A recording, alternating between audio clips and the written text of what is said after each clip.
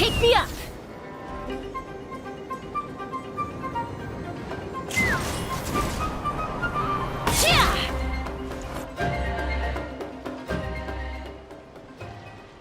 Oh, do you think the others are making good progress? Hope it's all going smoothly. Oh, hey look! They made it back as well! Flint's, Llama! How did it all go? All is well, thank you. Nefer and Yehoda had to stay at the curatorium to wrap things up, so they won't be joining us for now. I ran into Miss Anefa and Miss Aino on the way back. Their work is still in progress, so I suspect they won't be back for a while either. You seem rather cheerful today, Mr. Flint's. I certainly am. I achieved what I set out to do and came away with more than I bargained for. Fighting alone can get quite tedious, but I had the good fortune to run into a pair of brave young warriors. We meet again. How have you been? Albedo! What are you doing here? Thankfully, tracking you down turned out to be a lot simpler than we envisaged.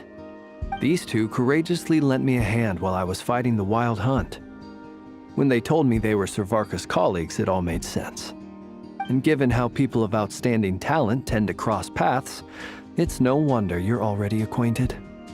So, who's your travel buddy, Albedo? Why don't you come and introduce yourself?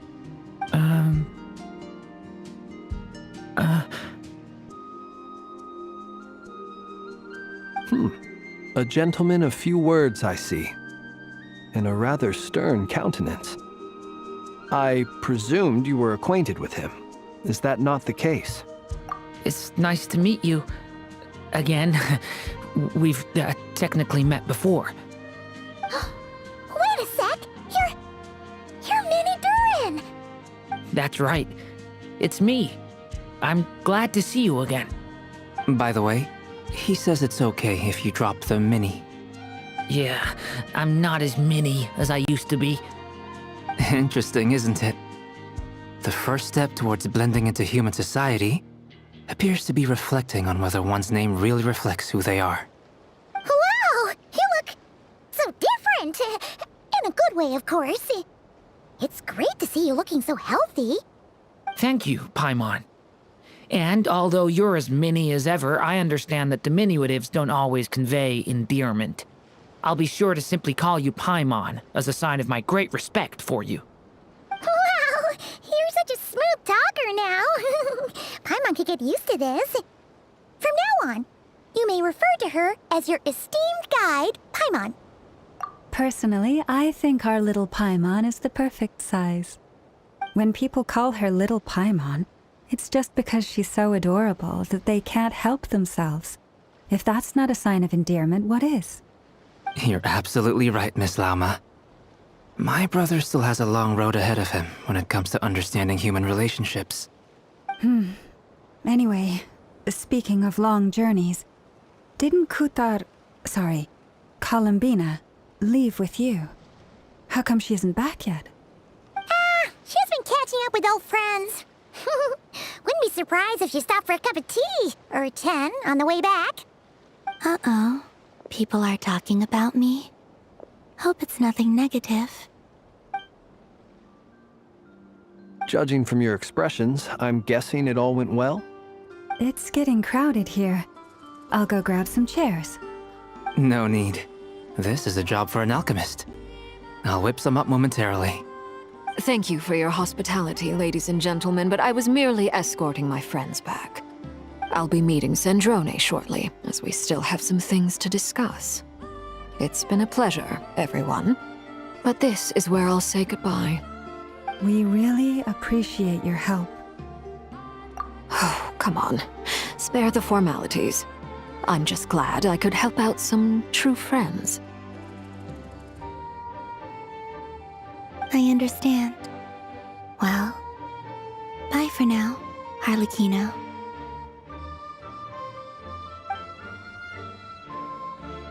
Oh, this place is hopping. It's probably a good thing one of us left. Otherwise, we might not fit all these people in. Are you saying we're about to run out of chairs? As a matter of fact, I am. Come on in and see for yourself.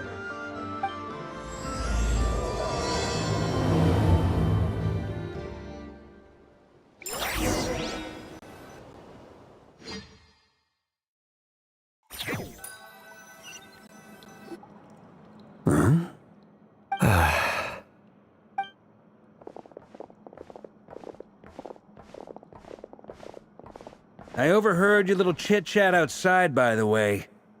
With Miss Columbina's colleague gone, we should be back to the original crew plus the other colleagues I brought in. Though, it looks like we have another new face. Someone else managed to rope in a colleague, too? Frankly, you and Paimon are the only people I know here. This here is Deansliff, colleague of Tibet's greatest guide, Paimon, and greatest adventurer, the Traveler. Well, not exactly colleagues, more sort of friends. When someone else jumps in to do the announcing, you know you're speaking to someone important. Let's hear what he has to say. Note to self. Once Paimon knows your name, the rest of the world will soon follow. When he comes looking for us, it's usually something important. Paimon's guessing you've heard about the Wild Hunt, then. From the looks of it, you're about to hold a meeting. If I were to say that the Wild Hunt is our mutual enemy, would that earn me a seat at the table? As the saying goes, the enemy of my enemy is my friend. Mr. Dainsliff, there's a seat with your name on it. Though, I can't promise the same for everyone else. Hey, Albedo, think you can rustle up a couple more chairs? After all this time apart, Grandmaster Varka's first order is to rustle up a couple more chairs. I've missed this. Is he being sarcastic? Hey, he's your brother. Why are you asking us? I've still got a lot to learn about the nuances of human conversation. Trying to decipher Albedo's way of speaking has been like jumping in at the deep end. Oh, good point. Paimon gets you now. Don't sweat it. There are people who go their whole lives without getting the hang of it. You're ahead of the game already.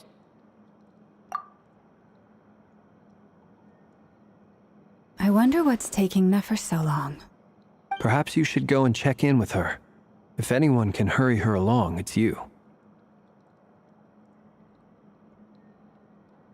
I just got back from the curatorium. Besides, aren't you curious to see what's taking her so long? Miss Nefer doesn't strike me as the type to share secrets. And since gathering intel is her specialty, I'm guessing she'd prefer to keep her methods confidential. Under such circumstances, would it not be tactless for me to impose? Oh, but it's fine for me to impose. What can I say? You have an unrivaled ability to garner people's affection, Miss Moonchanter. Besides, you have far more in common with her than I do. All right then. Impressive. She barely fought back at all. I admire your powers of persuasion, my friend. As I'm sure Miss Lauma will realize soon enough, the trick in life is to always pitch in with other people's responsibilities so that you can be selective with your own. Another trick is to simply hide in the background. Spoken like a true sage.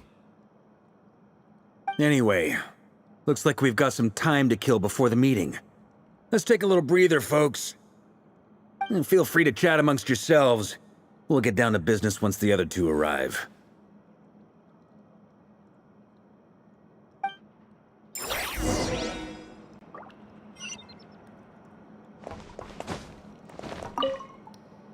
You're both awfully quiet. Why don't I start us off with an icebreaker? Much obliged. Have either of you ever had your portrait painted? If not, I'd be glad to help. That sounds like a lovely idea. You know how to paint, then? I dabble occasionally. He's an excellent painter. Tables, chairs, people, dragons, you name it. He'll paint it for you. I'm flattered. If I ever get the chance, I'd like to give it a try myself. I'll bear that in mind. Anyway, how about you, Durin? What sort of portrait would you prefer? Oh, I'd be fine with anything. Whatever style feels best to you. Very well. Then I'll play it by ear. You can replicate any style I want? I can try. If you show me a sample, I'll do my best to match it. Thank you. In that case, I'll dig up some reference material for you.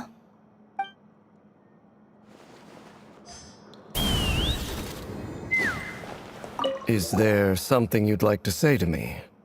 Yeah! For starters, why'd you just show up here without even giving us a heads up? If you think back to our previous interactions, you may recall that that's hardly out of character for me. You do have a point there. Oh yeah! You'll need to find somewhere to stay the night too, right?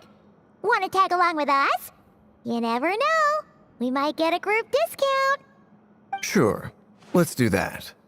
Great! Paimon will handle it! And in return, we can get Dainsliff to be our very own personal bodyguard.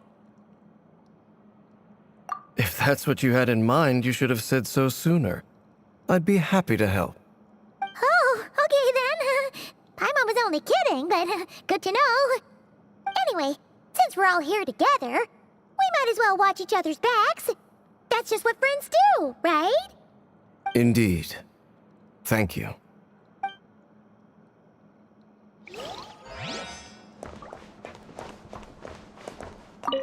Truth be told, I can't remember the last time I was in a meeting with so many people. You're not alone there, my friend. The Lightkeepers also struggle to bring everyone together for a serious discussion. I don't doubt that. I've only ever met two Ratniki, one being you, and the other being that young guy, Itlua. Itlua is a good apple. I'll give him that. He's kind, honest, and regularly delivers supplies to my lighthouse. A true Ratnik to the core. In that sense, he puts me to shame. So you're what? A fake Ratnik? That's what it sounds like you're saying. But I get the feeling that's not quite what you meant. Come on, why the awkward silence? Sorry. I'm not even gonna bother trying to hide it. You've known all along, haven't you, my friend?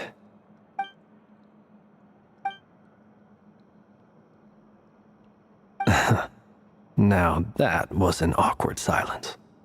Let's just keep this between ourselves. Probably best if Itlua doesn't know, huh? That goes without saying.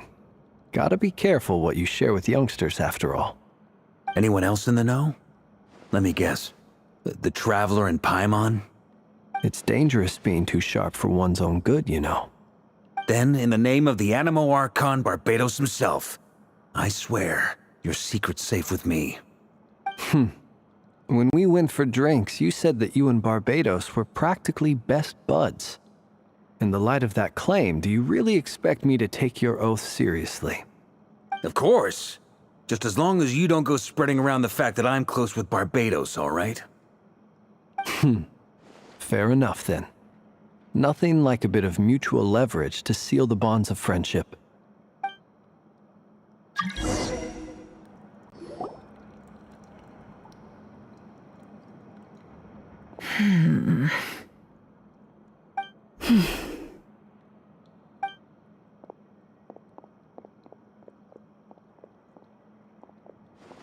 Ah, Miss Nefer. You made it after all. But what about Yehoda?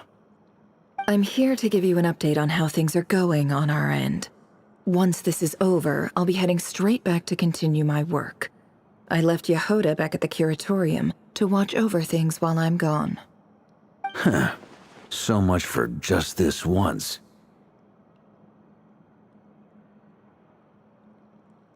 Shh! Not so loud! We're on a roll here. What if she remembers and suddenly decides to back out?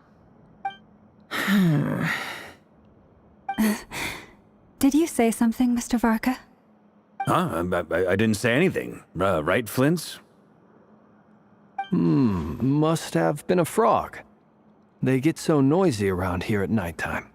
It's like they're putting on a concert in the background. Anyway, before we begin, there's a few introductions to make. Let me start by saying that it's an honor to be speaking before so many distinguished colleagues and collaborators. First up, we have Miss Lauma. As Moon Chanter, she's the leader of the Frost Moon Scions, a local religious community in Nodcry. Then there's Miss Nefer. boss of the Curatorium of Secrets, and intel gatherer extraordinaire. Nefer is leading the investigation into Rerer's background, assisted by Yehoda and Lauma.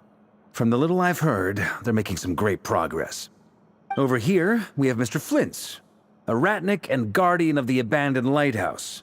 In our last operation, he courageously distracted the Wild Hunt to buy time for the rest of us. For those of you who've never met, this is Mr. Albedo, a renowned alchemist and captain of the Knights of Favonius investigation team. By his side is a new face for us all, myself included, Mr. Durin, who has come to lend his aid. Next up, we have the Moon Maiden and former Fatui Harbinger, Miss Columbina. Then we have the Traveler, who's earned more titles than I could possibly hope to list out, so I'll spare you the rundown. And Paimon, the ultimate travel companion and quite possibly the best guide in all of Tevat. Wow! That's a lot of people! Great turnout!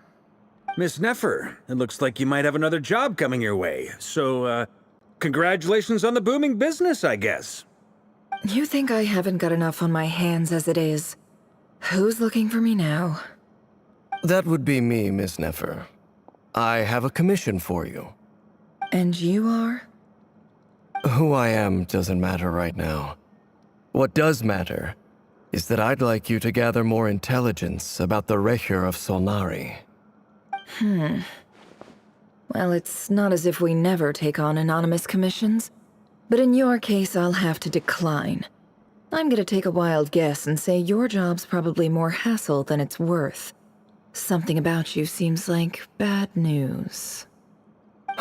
It's my eyes, isn't it? Conrian, I assume. And what's with the mask? Are you trying to hide your identity? In any case, the fact that you're even still alive raises an awful lot of questions for me. My name is Dainsleif. And yes, I am from Conria. As I'm sure you're aware, the Recher of Solnari's real name is Rerir. He was once an acquaintance of mine. Really? Then you must have been quite an influential figure yourself. You flatter me, but none of that matters anymore. My point was simply to clarify why I have asked Miss Nefer to investigate Rerir's background. So you're both from Conria, and it sounds like you used to be friends? What am I missing here? Surely you already know how he became one of the Five Sinners. I'll tell you everything I know. The history of Conria, the names and identities of the Five Sinners. I remember it all like it was yesterday. I have never spoken openly of this before. But the truth was exactly as people say. The Five Sinners were each driven by their own desires, and it was by playing upon these that the Abyss tempted them to their fall, tearing Conria apart in the process. The visionary, Vedifenir, who wished to foretell the future. The wise, Haroptatir, who sought limitless knowledge. Gold, Rhindaughter, who desired to create life. The foul, Surtologi, who pursued supreme strength. And last, but not least, Recher of Solnari, Rerir, Ravager of the Moon. Of the five, Rerir is the only one who remains a mystery to me. He never harbored grand ambitions. So what changed in the space of a single night? How did he come to fall like the others? In other words, you're saying that his change came as a shock to you, and you have no idea what actually happened? That's right. You mentioned how the Abyss tempted them, which led to their fall.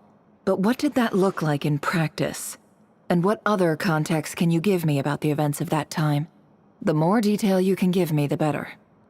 Strangely, now that it comes to it, I hardly know where to begin. The fateful night took place during the era of the Eclipse Dynasty. One day, my elder brother, the visionary, Vedifenir, was summoned to the palace by the Vinster King, only for the king to gouge out his eyes and cast him into the dungeons. When I came to hear of this, my fury knew no bounds. I gathered together every ally I thought I had, and together, we set a night to storm the palace and free Ved.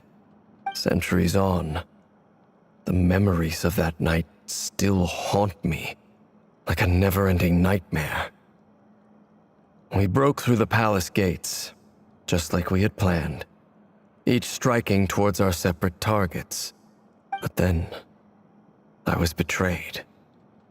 Even Vedafenir, the very person I had come to rescue, abandoned me and partook of the Abyss's power. So, it's personal after all. Then tell me, Mr. Dainsleif, what price are you willing to pay? You, of all people, must know that nothing comes for free. I cannot say what price would be worthy of such a commission. But know this. Rerir was not always a madman. Believe it or not, there was a time when he was just an ordinary man, working for the Conrian Intelligence Service. Uncovering the truth of Rerir's past is the only way to unravel this mystery. But before you decide if you will accept my commission, I will tell you more about him. Enough, I hope, to help you plan your next move. Sounds pretty good to me. Feels like we just flagged down a random passerby, only to discover he's actually a master strategist who has a score to settle with our enemy. Can I borrow your halo? It could be useful in the lighthouse. Hey, enough with the wisecracks! Besides, isn't that lamp of yours bright enough already? Relax. It was meant to be a compliment. If that was a little over the top for your liking, I'll make sure to tone it down next time. I'll give your proposal some serious thought, Mr. Dainsleif. Let's speak in private once the meeting is over. Before that, there's a few things I'd like to share.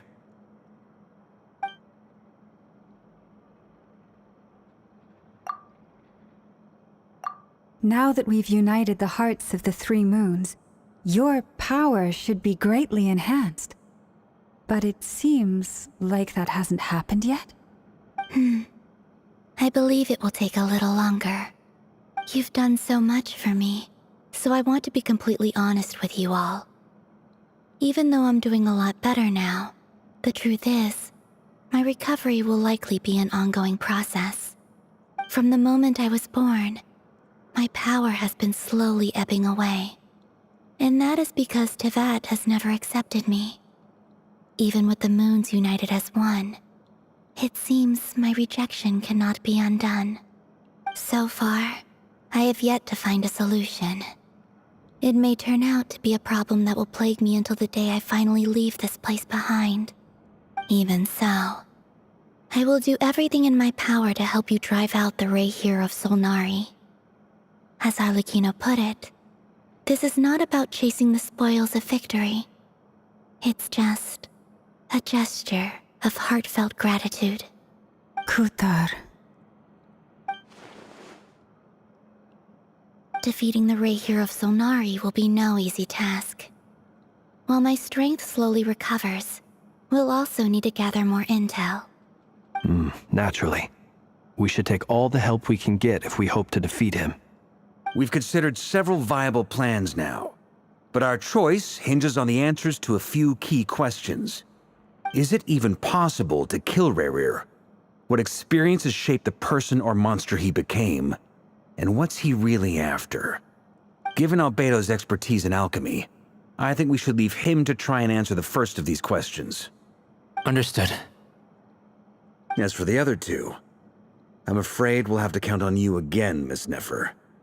Believe me when I say it's not my wish to burden you. But right now, relying on your skills is our only option. So you're placing all your hopes on me, huh? We can't thank you enough for agreeing to help us. Honestly, I can hardly believe how lucky we are. You sure have a talent for changing your tune, Miss Moonchanter. Timid like Yehoda one moment, then Flintz's insincere flattery the next. Ladies, please. I must object to your portrayal of me. That's all. Feel free to keep bickering. Just pretend I'm not here. I almost don't want to leave this room. I'm curious to see how this plays out. I have faith in you, Miss Nefer. Something tells me you'll stand by us until the very end. Oh? And what makes you so sure of that? What if I suddenly decide that my compensation is insufficient? This isn't about the money. I can sense that you've got a deep-seated distaste for Rerir. And knowing you, that alone is motive enough. Look at them getting along so well. Like two peas in a pod. And I'm the one they accuse of insincere flattery. There is no justice. Miss Lauma, you have to understand something. Unlike you, I don't actually enjoy having everyone's hopes on my shoulders. Is that right? Well, maybe the fact that I'm willing to put my hopes in other people says more about me than you. But the fact is, I also trust you. And that's because I know that you're someone we can count on. Anyway, we've got our plan, so let's get moving. Mr. Dainsleif, let's talk. And Traveler, once we're finished, if you've nothing else planned, I'd like you to come with me. This whole experience is teaching me a lot. For instance, I now know that when other issues come up in the future, I'll have far more luck getting Lauma to convince Miss Nefer than trying to do it myself. Hate to say it, friend, but that's one of the funniest things I've heard in a while. Why? You think I've got it wrong? Quite the opposite. But what makes it so hilarious is how long it's taken you to realize.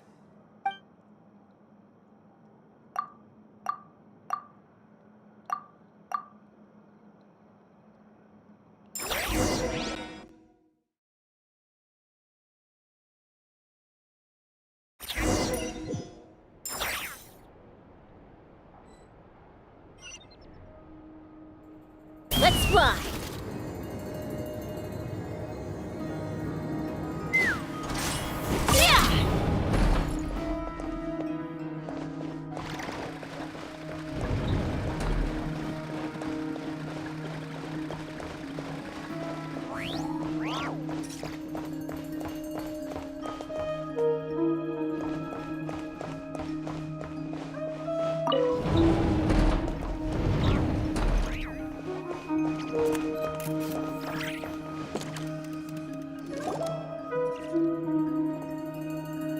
Thank you for waiting. It's okay. We actually used the time to help Dainsleif get a room at the hotel. That's very considerate of you. Now, I trust you share my curiosity about Rerir's past, and you seem fairly familiar with Mr. Dainsleif already. We spoke at some length after the meeting. He was the one who suggested I should invite you to join this operation. He feels confident that these secrets will be safe with you. Dane has a lot of faith in us, that's for sure. Likewise. I appreciate that you got right on board without interrogating me about why I invited you. It shows that you trust me to explain everything in due course. That's because we know what you're capable of. We appreciate you too, Nefer. You might have been forced to help in the beginning, but this time, it was your choice. That's one way to put it. Another is this, that once a decision's been made, it's set in stone. After that, my only goal is to see it through. Alright, so here's how it is. I'm going to access Rerir's thoughts again using my confidential method. Now, I'm sure you've seen things like this before on your travels, so you're surely well aware of how dangerous it can be. The reason I've gathered you all here is to ensure my safety during the proceedings. I plan for us to enter the fragment of his consciousness together, and once inside, I will focus on searching for information. Think of this as a diving expedition into someone's brain. If I'm the diver, you are my safety equipment, tasked with keeping me alive while I'm under the surface. Once the ceremony begins, we will all be spying on privileged information. But in the interests of safety, you must remain absolutely silent at all times. We will discuss our observations after the ceremony has concluded. Lastly, any individuals of a weaker constitution are advised not to partake in the ceremony. In any case, Paimon has her own job to do, which requires staying in the room but not joining the ceremony.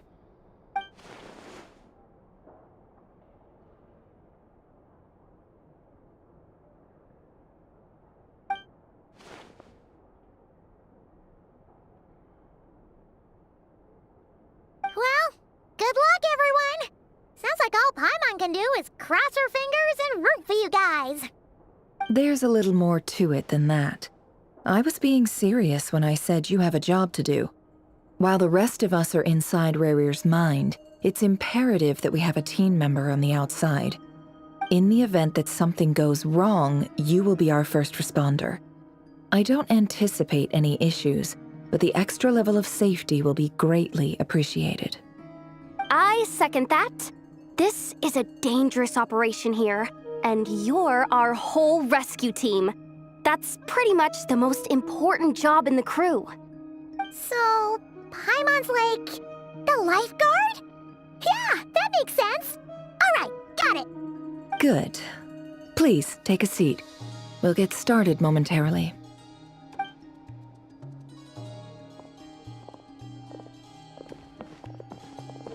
So, did Mr. Dainsleif tell you anything else? He told me that he believes Rarier kept some big secrets in his life. He's not sure that they were the cause of his eventual downfall, but he's asked me to uncover what those secrets were all the same. But surely you're not planning to go through with this, no matter the cost. If you think that, you'd be overestimating me. I'm a businesswoman, not a mercenary. But I do have my own professional reasons for taking this job. You think I'd turn down the opportunity to get a first-hand glimpse into Conrian history? No chance. Well, as long as you don't let morbid curiosity get in the way of safety concerns, we're good. We'll do whatever we can to help you. You're such a killjoy.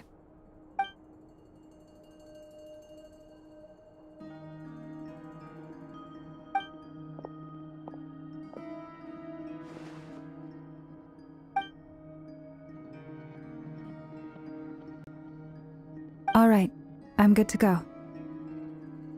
All set over here, too. Promise, Paimon, you'll be extra careful. All right. Let your whole body relax. We're about to begin. Close your eyes.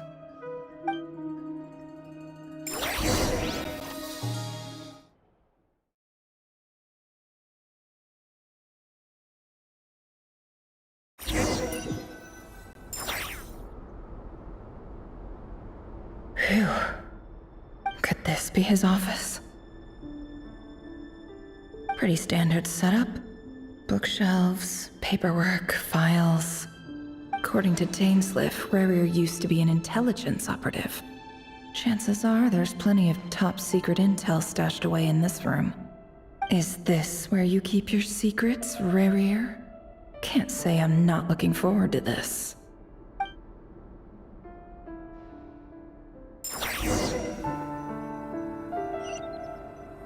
No more lies! A file tucked inside a folder. The title reads, Dear Breakfast Shop Owner. It's a list of names. But at this stage, I have no idea who any of them even are.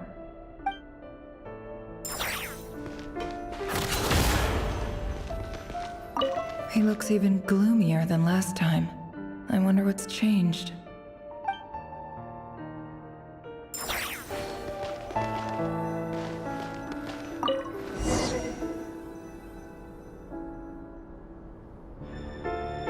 Today's files are in.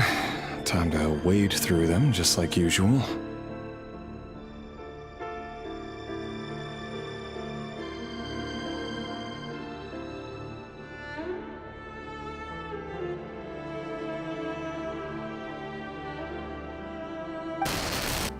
Male, 51.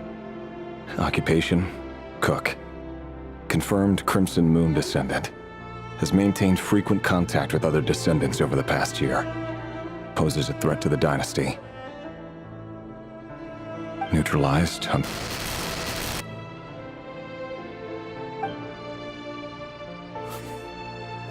This one should be archived under purged targets.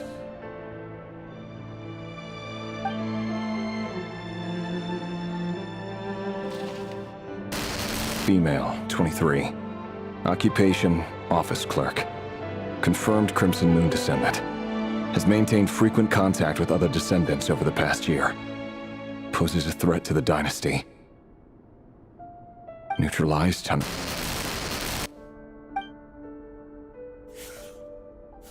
Another one for purged targets. Sounds like she was that other man's daughter. Never mind. What's it got to do with me?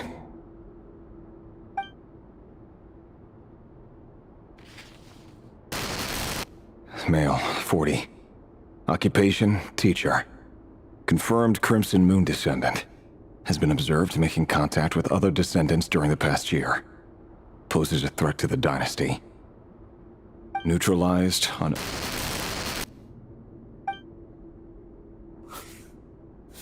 Just another nobody for the archive. Come to think of it, I remember surveilling this man. A case like his never would have been considered a priority in the past. Huh. He barely even interacted with other Crimson Moon descendants.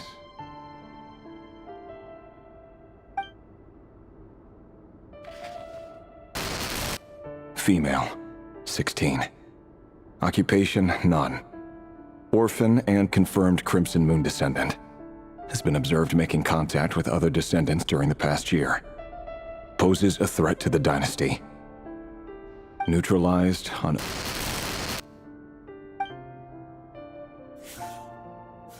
Filed. I have no recollection of this girl. None whatsoever. She doesn't seem to be anyone important, but then again, how many of them really are?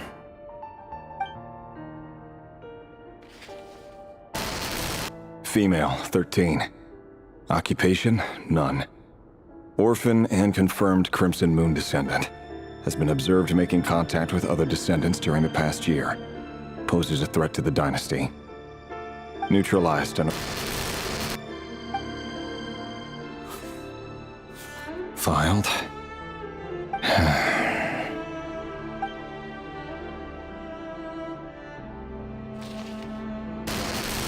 Male, 11. Occupation, none. Orphan and confirmed Crimson Moon descendant. Has not been observed making any contact with other descendants during the past year. Poses a threat to the dynasty. Neutralized and...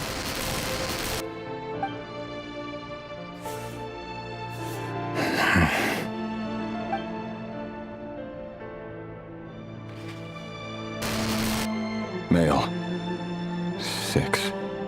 Occupation, none. Orphan and confirmed Crimson Moon descendant. Poses a threat to the dynasty.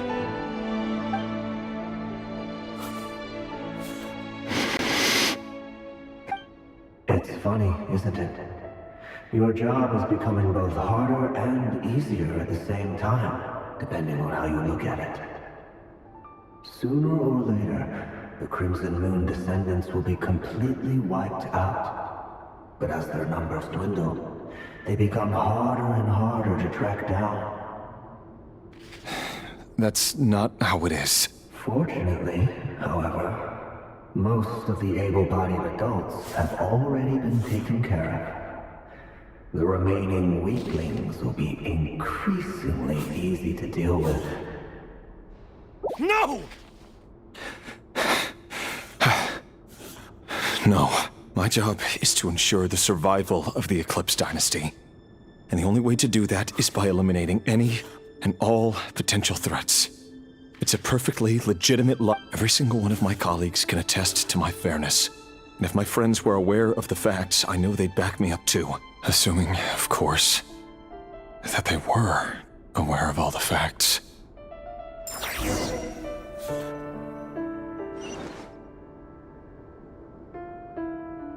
It all adds up.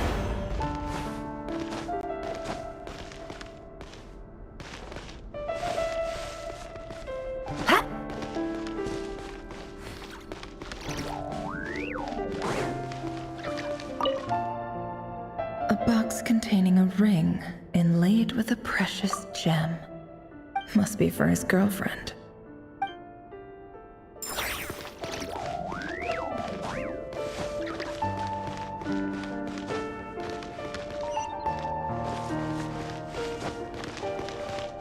No more lies.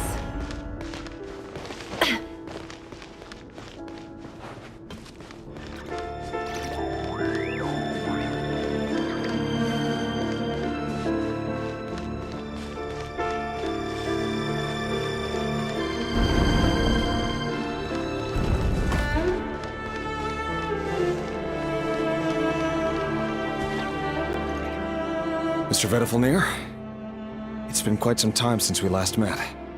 Rerir, I trust you're here because you have something important to discuss. Forgive me. I wasn't tuning out, it's just, I noticed you didn't even phrase that as a question. As if you knew I was coming. Tell me, does someone in your position ever feel the need to ask questions at all? It is indeed within my power to foresee certain things. Things like your arrival. I was just thinking. It won't be long before I'll be inviting both you and Dane to my wedding. That isn't a lie, but nor is it a fact as such. It's a wish, isn't it? No fooling a prophet, is there? Ever since that day we met for drinks, I knew it was only a matter of time before you came looking for me. Does it feel good? Knowing how the future will unfold. I'm afraid the notions of good and bad fail to capture the complexity of what such a power entails. Once you've seen what will come to pass, it can be all too easy to succumb to fear and melancholy. Unless, of course, you learn to abandon these feelings.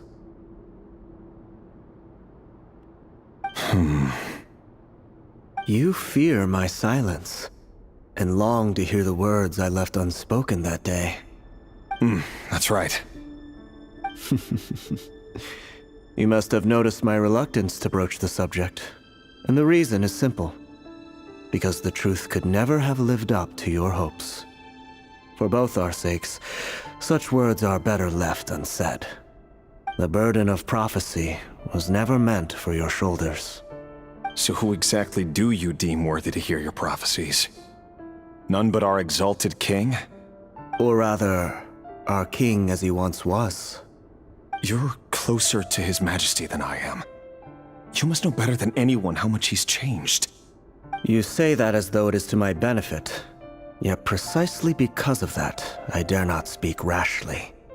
A king can turn out to be the most virtuous of rulers, or a tyrant more terrible than the most vicious of dragons. You are so wise and far-sighted, yet still you would have me live in fear of the unknown? You make a fair point. Especially given my silence alone was all it took to send you spiraling downwards. Very well then. Let me offer you some advice. And I say this not as a prophet or a visionary, but simply as the brother of your friend. For many reasons, there is very little chance of your marriage ending in happiness. If happiness is what you seek, you should find another fiancé.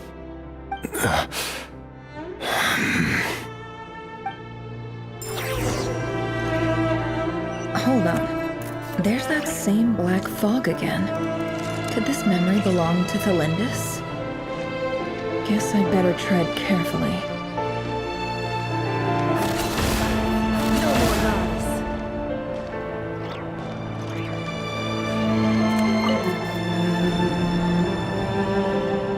Wait. Hear me out. This time we finally got a clear look at his face and learned his true identity. His name is Rayrir, and he claims to be one of the king's guards. What did you say? A cruel irony, isn't it? The man you're set to marry leads a double life as a brutal executioner. Why are you telling me all of this now? Simple. It's because I want you to kill him. You are the only person he would never suspect. No, absolutely not. I would never dream of doing such a despicable thing. So you'll just stand by and watch him slaughter us to the last? Do not forget that the blood of the Crimson Moon flows in your veins too. The blood of the Crimson Moon? What does that matter now? The dynasty has long been dead and gone. You think that alone is reason enough for me to throw away everything I have? Why wouldn't it be? You two were once a child of the Crimson Moon, just like me. Don't tell me you've never felt so much as a flicker of fury for the way we were trampled into the dust. As long as you promise to abandon this pipe dream of restoring your dynasty, I can try to persuade him. Or have him persuade the Vinster King. Persuade the Vinster King? Do you even know why he's so obsessed with hunting us down? Why he keeps trying to force us to hand over our secrets? Over and over again? Or why we refuse to give up on restoring the dynasty? The Vinster King. A blind fool. His eyes clouded by powers from beyond this world. A petty little man with a miser's heart. And he dares to sit upon the throne? Mark my words. Sooner or later, Conria will fall. And it will be his doing. If you can't bring yourself to do it, so be it. Just you watch. It won't be long before calamity descends upon us all. The Rayrir of Solnari. That really is quite a secret you've been keeping from me, Rayrir. But who am I to talk? Am I really any better? I've kept my own past a secret this whole time too. Love should be built on honesty. But ours was born from lies. And yet, is it really so wrong to hide things that would only make life harder? If we don't cover up the parts that no one else should see, how can we go on pretending to be normal? Vedifulnir must have known all this. And that's why he made his prophecy. In the end, nothing stays hidden forever.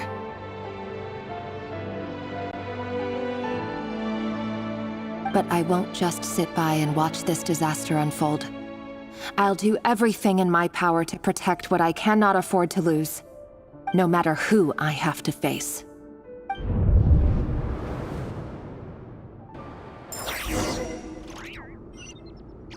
It all adds up. Can I... Was that Rayrir who just walked past the window? Doesn't it give you the chills that he still takes the same road to work every day? As if nothing ever happened. Those people at the deli. Enough already. They're clearly pretty taken by their own disguises, so just smile and play along. Pull the rug from under beasts like that, and you'll risk having your throat torn out. Deli? Oh. They're talking about those people from the opposition. Right. I'd almost forgotten they used to run a deli. People of no consequence always vanish so easily. And no one even remembers them. No more lies.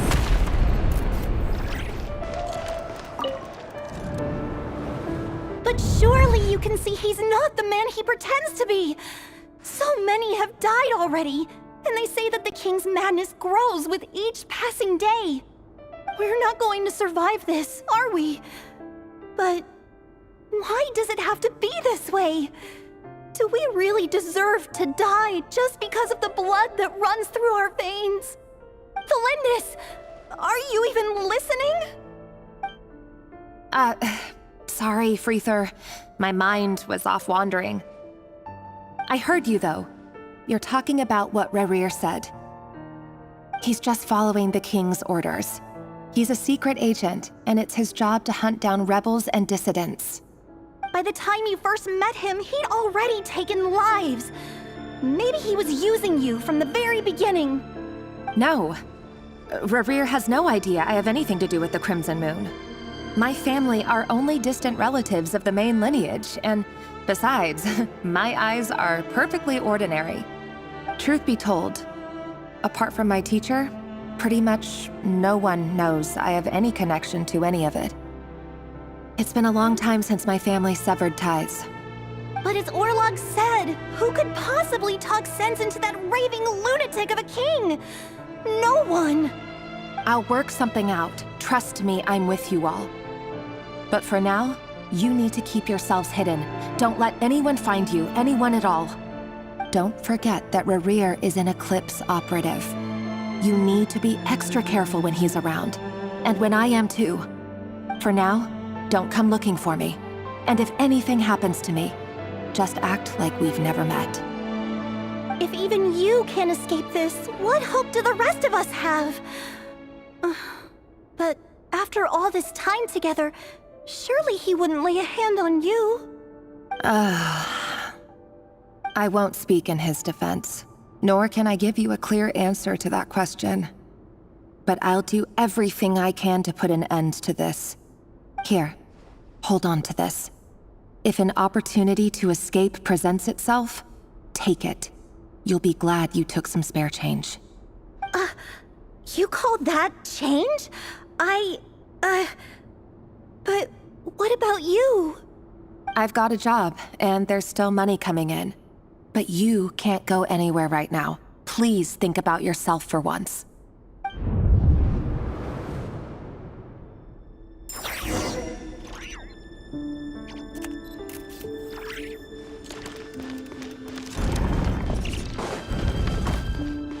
It all adds up. Can't hide the truth. Another day, another round of assassination training. Training ground is just beyond this hidden passageway. When you kill a person, doesn't it bother you when you end up covered in their blood? Why would it? Aren't we all just walking blood bags? But not everyone is accustomed to hunting down others like prey. You've been a hunter for so long now, you seem to have forgotten that most people don't just go around killing one another. Leave me alone. No more lies. Can't hide the truth.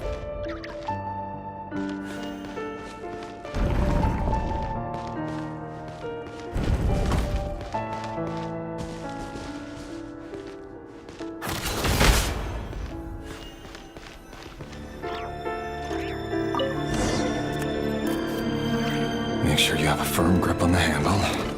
Then choose your angle well. Keep your movements light and brisk. And the prey won't sense a thing. I doubt that.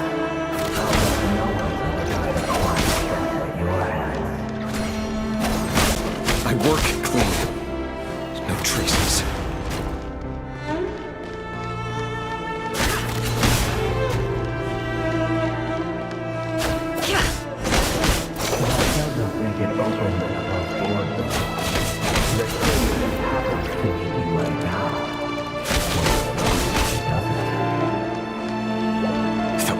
Happen. He's changed.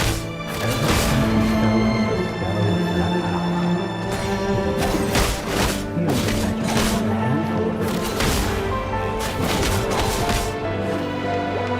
The ones I've dealt with have always been guilty. And I've carried out my work flawlessly.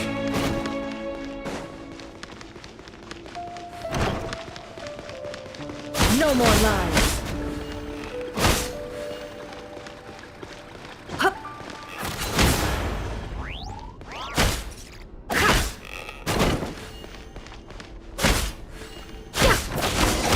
You know why Olympus didn't accept your proposal, don't you?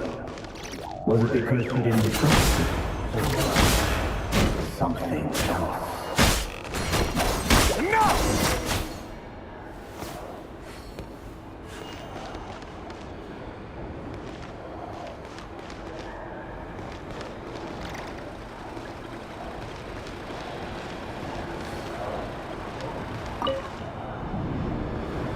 Delindis, do you still remember Orlog?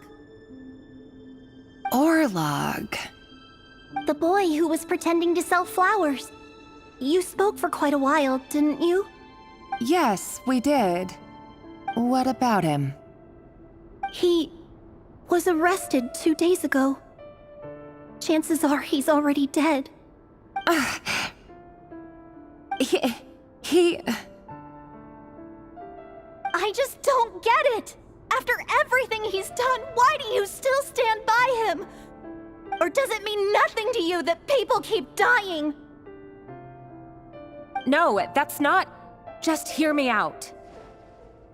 I need to go now, Delindis. They're looking for us. You take care too. If you ever need a place to hide, come find us.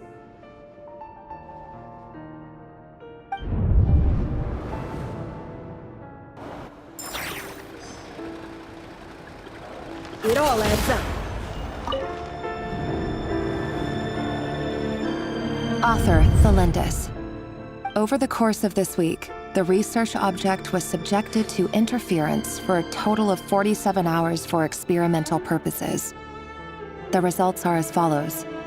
All subjects of observation that were sent inside have now... The situation within is proving more problematic than anticipated.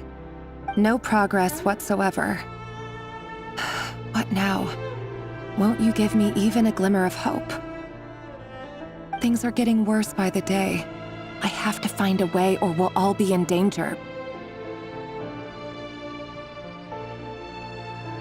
But I... If all this research comes to nothing, what then? Sooner or later, it'll be my neck on the line. But could he really bring himself to kill me? No. Surely he wouldn't have the heart.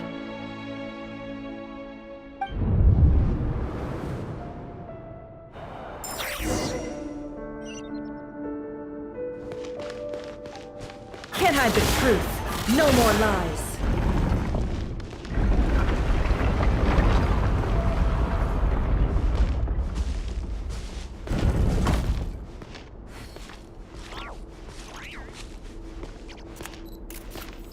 Why won't you just let us go? We don't even know each other. All we want is to live ordinary, peaceful lives. You want to live?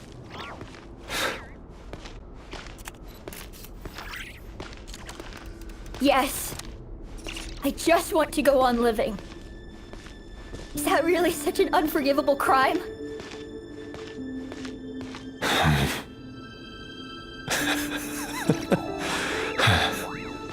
You want to go on living.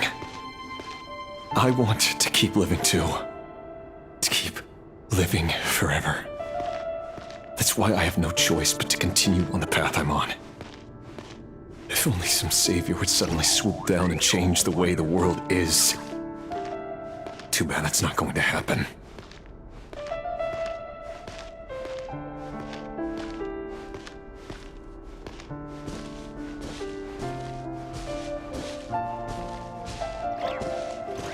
Imagine that. If there really were such a person, you and I wouldn't be standing here like this, would we?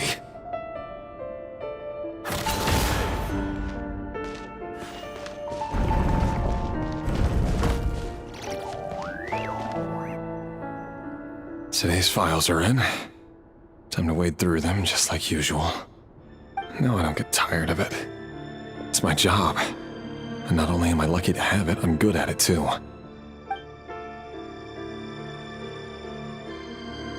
Huh. Wait. That's... Thelindis?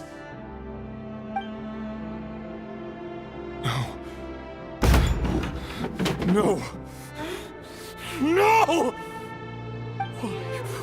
Why? But you bear no mark of the Crimson Moon.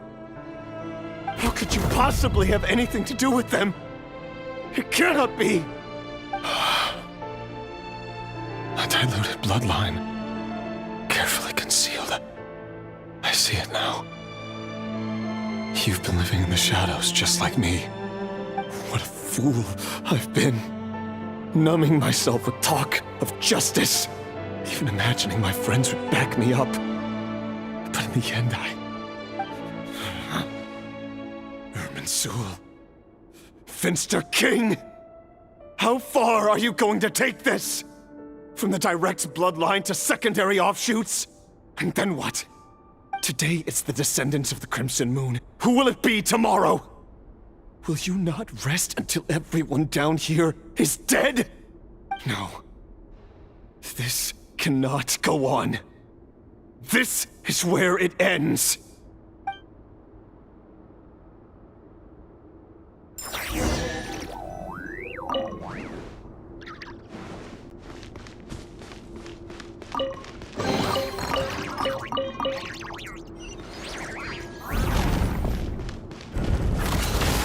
It all adds up. You're really letting me go? I am. As long as you can guarantee that no one will find you. Don't worry, I'll be extra careful. No one will know I was here. But what about you? Me? If you let me go, you won't be able to complete your mission, will you? Good point. In that case, maybe you should stay. No, please! I just want to see the outside world again. To... Go on living? Yes. I know you're a man of your word. So please, just let me go. If I let you leave, what will become of me? Just kidding. Go, now. But remember, don't let anyone know you were caught. We'll be seeing each other again very soon if you do.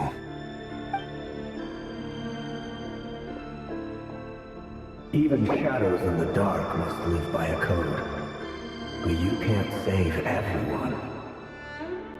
You've been whispering in my ear for days now, Vedifilnir. What are you trying to do? Break me down? I only say this because you long for an answer to your problems. Let her go, Rerir, or you risk losing everything.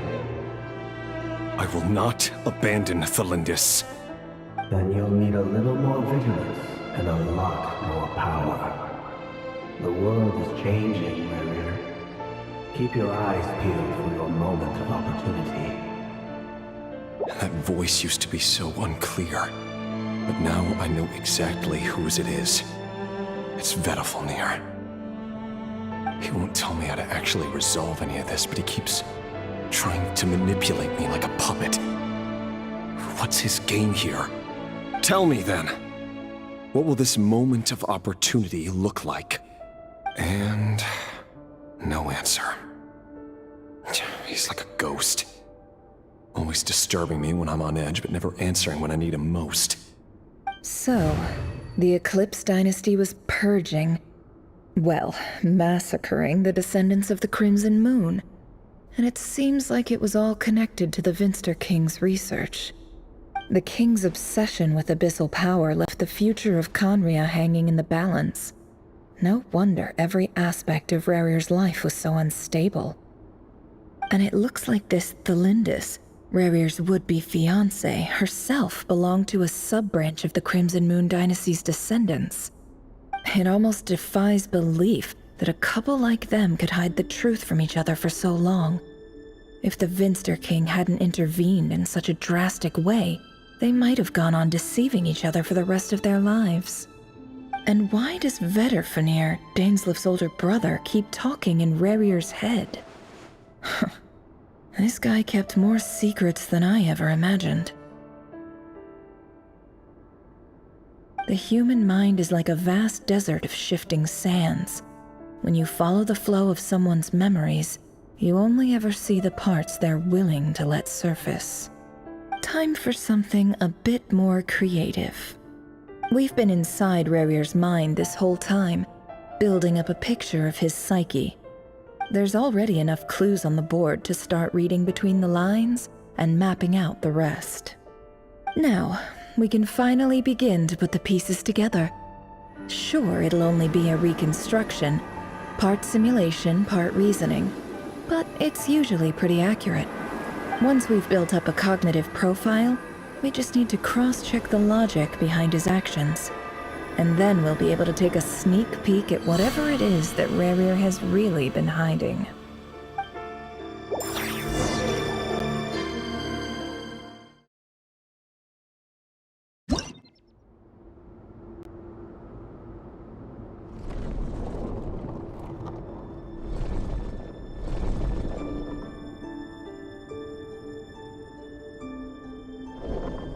Rerir, are you there?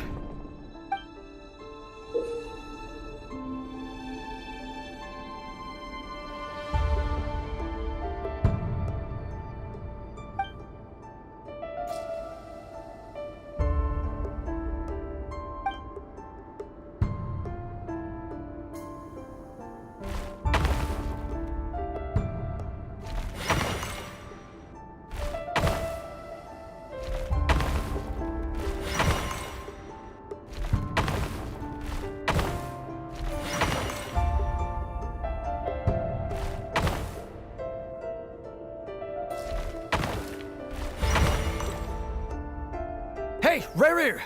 Come out, it's urgent! Dane? What's wrong? Quick, come with me. I'll explain everything once we've met up with the others. Okay, I'll come. But the Lindis is still over at the Universitas. I'll need to leave her a note. All right then, but make it quick. I've never seen Dane so worked up before. Whatever this is, it must be big trouble.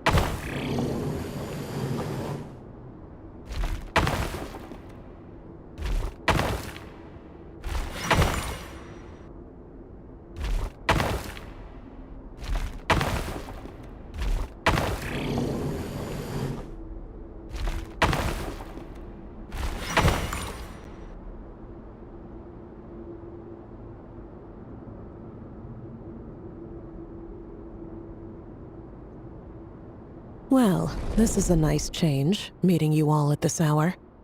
When men and women of ambition can speak face to face in broad daylight, I say that's a big step forward for our dear Conria. Don't be ridiculous. We do not fear the day. Why would we seek refuge in the night? You might ask your blade that same question. I'm told it prefers the cover of darkness. The word on the street is that Sertologi only strikes when he has an unfair advantage. But that is patently false. I see you're missing an arm and a leg. Surely only a fair fight could explain that. If this is your way of offering me replacement limbs, believe me, I'll take them. Oh, we can certainly discuss that. With bioalchemy, anything is possible. Assuming I have your full support in my research. Lunatic. Roptatir, what brings you here? Why, Dainsleif, of course. He invited me. Please, cast aside your apprehensions, Miss Rhindaughter. Whatever the rumors may say, I am but a humble servant of the king, and I can assure you he affords me no greater convenience than he does you. Well, the Universitas Magistrorum won't stop fawning over you, so at least some of the rumors must be true. You're clearly doing well for yourself, so drop the humble servant act. It endears you to no one. You're president of the Universitas Magistrorum, the chief royal mage known as the Wise by royal appointment, and by far the most favored among the 4 pillars of Conria. Vice President Veet doesn't even try to hide his envy when he sees you. My success is the product of hard work and good luck. It's as simple as that. Were the king not such an extremist, I hardly think I would have received a senior post at my age. Of course, no job is without its gripes. Serving a king like ours can be a challenging task, as I'm sure you can imagine. And as for Efterveet, in missing out on the presidency, he's dodged a mountain of stress. Like everything else in life, it comes with pros and cons. You're all here. I apologize for the short notice, but it was an emergency.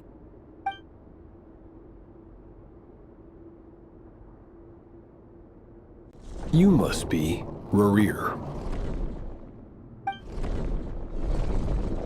Mr. Sertologi. Yes, I handled your case file during your sentencing. Nothing personal, of course. I'm pleasantly surprised that you remember me. You're clearly a person of substance if you've been invited here. But Dainsleif, you'd better have a very good reason for convening this little gathering. It's my brother, Vedalfenir. After he spoke at the court this morning, the king was so infuriated by his words that he had him blinded in both eyes and thrown in prison. Vedalfenir in prison? Strange. I thought the king trusted him and Roptatir more than anyone else in the world. Does this mean the king's circle of trust just got even smaller? It has nothing to do with trust. It's about what the king wants, which is as clear as day to anyone paying attention. I simply appease him, because it's in the best interests of the Universitas Magistrorum. And also because you're slimy. Vedalfenir, perhaps less so. But still, a visionless visionary? It rather inclines me to think that qualifications are not what get you ahead in Conria. Do you honestly think this is an important discussion to be having right now? Dane, what are you planning to do? Rescue Vedalfenir, I assume. Correct. It will mean storming the palace by force. Tonight. I need all of you on my side. That's far too dangerous. And don't forget, Dainsleif, you're captain of the Royal Guard. You swore an oath to the throne. You've been planning this for a while, haven't you? I have no desire to commit treason. But whatever critique the king may have of Vedalfenir, disfiguring your most loyal subject for putting the best interests of his court and nation first, this is not the conduct of a wise ruler. My blade will force the king to see the error of his ways. So, Vedalfenir's prophecy enraged the king. I'm sure it wasn't what he wanted to hear, but if he won't take counsel even from the visionary, that is deeply troubling news. The extent of His Majesty's madness is now all too clear. The question is, how does a man like me get out of this situation unscathed? You have noble ambitions, Dane, but I'm afraid they don't do much for a guy like me. I'm not interested in saving the world. All I want is a letter of pardon. A letter of pardon? For whom? Thelindis? The chances of the Vinster King issuing a pardon for anyone connected to the Crimson Moon seem vanishingly slim.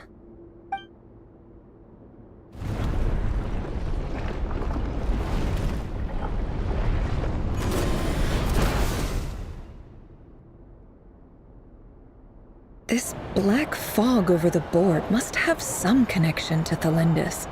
But why is it taking this form? Does it have something to do with Revir's past? Another mystery I'll need to unravel.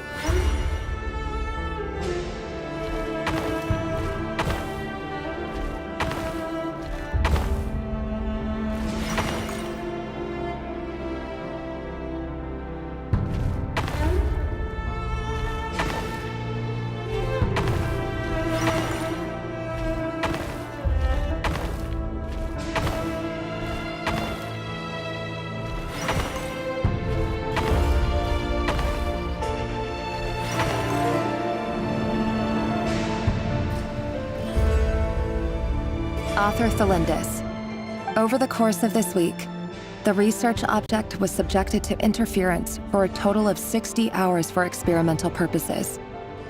The results are as follows. Research dating back to the Crimson Moon Dynasty has established 2 points regarding moon marrow. Firstly, its origins have something to do with a god's power. Secondly, it serves as a portal to an as-yet indeterminate location.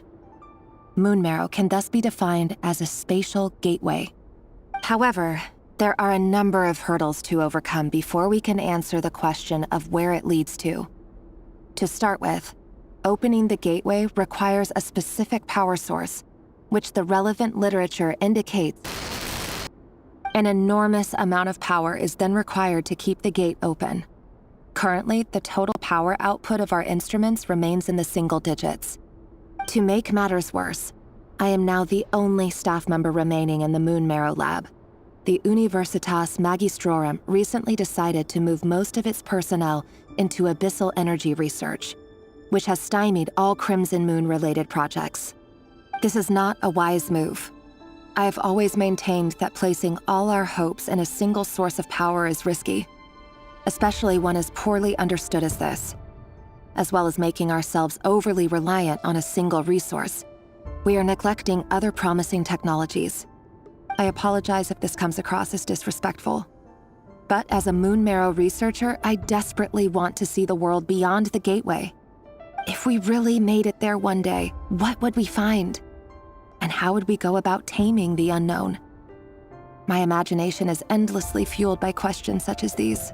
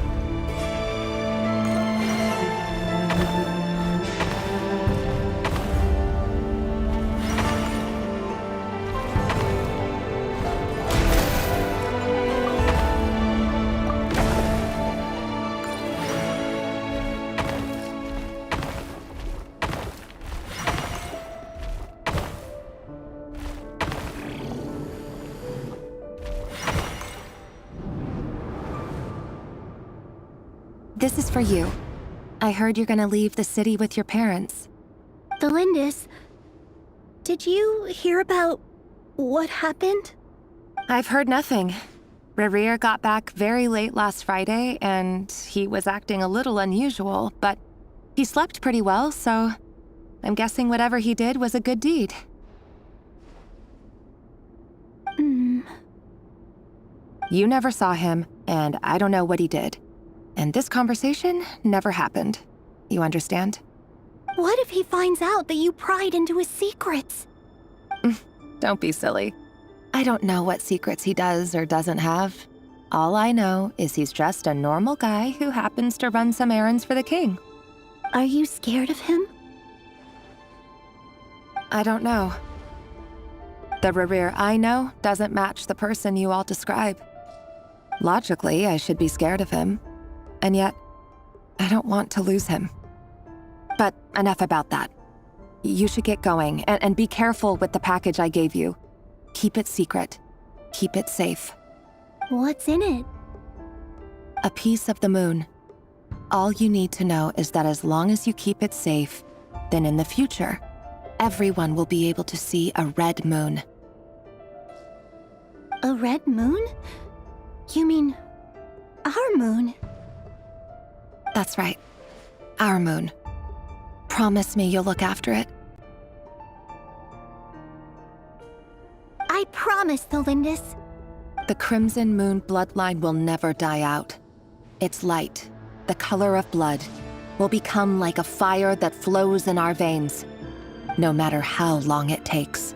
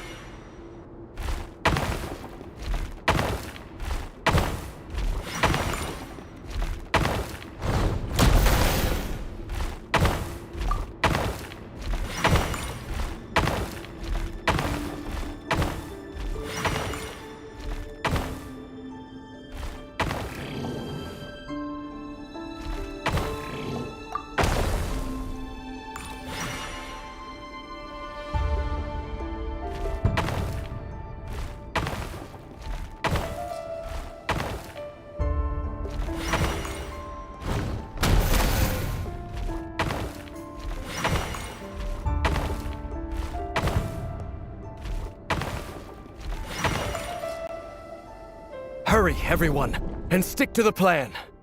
Sir Dainsleif, what are you? Is this treason? You know what happens to those who betray the throne. Please, don't do this! It is the king himself who has betrayed the throne. He has betrayed all of Conria. If you have any love left for justice in your heart, you should join me. It's showtime. Dane and his group will handle the troops in the palace. Then Hraptatir and Rhindaughter will disarm the security measures. My job is to enter the prison and rescue Vedifalnir. Stay safe. Wish me luck. Look after my brother. Draw your blade. It is time for justice to prevail.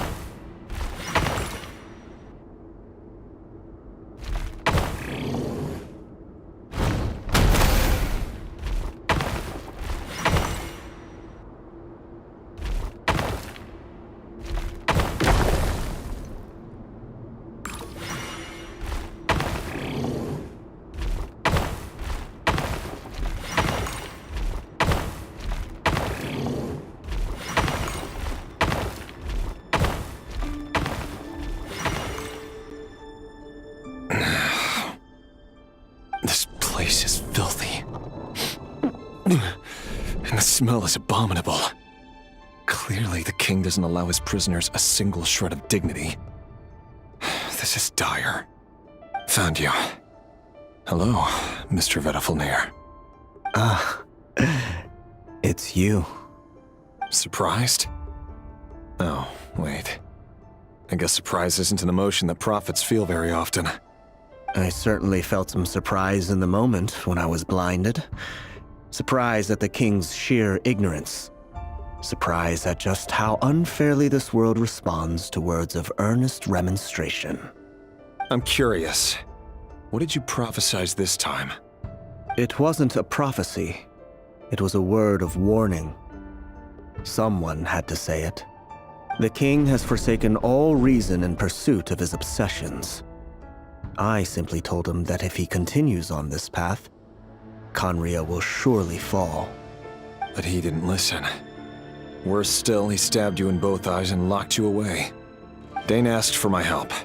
The court is in complete chaos now, but I'm sure you predicted that.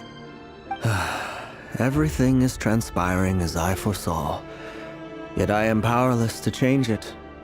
Fate is an immutable force. I can but lament as the inevitable unfolds. I do wonder whether giving a man the power to see the future does nothing more for him than slowly crush his spirit. Forgive my curtness, Vedafilnir, but the king did not suddenly turn on you today. His suspicions have been brewing for a long time. You can't have wisdom beyond the reach of your fellow man without attracting his fear and suspicion. There are things the king does not want to see. So, he doesn't want you having visions of them either. He blinded you because he thought this would make the visions stop. He wasn't entirely wrong. I did indeed lose my power to see the future. Right up until... Until what? Just now. I believe I saw something new. Well, tonight could go a lot of different ways. 5 of us banded together to storm the palace, also we could rescue you. This will go down as the most tumultuous day in Khaenri'ah history. I sense hatred in you, but also hope. A desperate hope that with the tyrant deposed, that will be the end of the story. But this is not the end. It is the beginning of a new chapter, in a whole new story. There are many men of honor and courage in this world, Rerir. But you are not one of them. You're not here for justice, are you? You're here for yourself. Is that a dagger? Interesting. Why not the polearm? It was always your weapon of choice. With your abilities, I don't doubt that you were able to recover some of your sight. But I also doubt that you want to make an enemy of me right now. Of course not. We're on the same side, aren't we? We could be. But I need you to be honest with me, Vedafilnir. At this point, you're my only hope for the future. You mean your future? With your beloved, Felindis? Yes. And I know there are bigger things at stake here. A dynasty, a nation, maybe the entire world. But forgive me, I care first and foremost about myself. I can't abandon the one I love to save myself. I just can't do it. But you see a broader picture of the future than I. You see the solutions to the biggest problems of our age.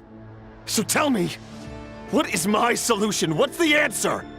In matters of fate, answers are either right or wrong. What will be and what will not. Maybe you are willing to pay a certain price in the pursuit of happiness, but unfortunately, fate does not negotiate. That is the cruelest thing about fate. It is unmoved by your sacrifices. That can't be true.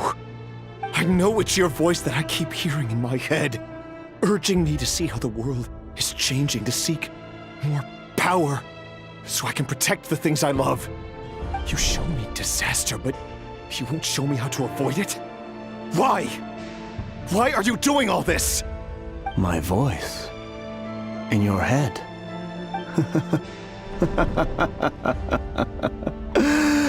So, you hear it too.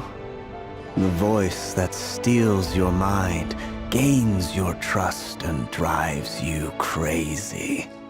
It turns out that we are not so different, you and I. Vedafilnir just broke into the strangest smile I've ever seen in my life, as if he'd discovered some monumental secret. But then he suddenly switched to looking extremely weary. Very well then. My advice to you is as follows. You must persevere.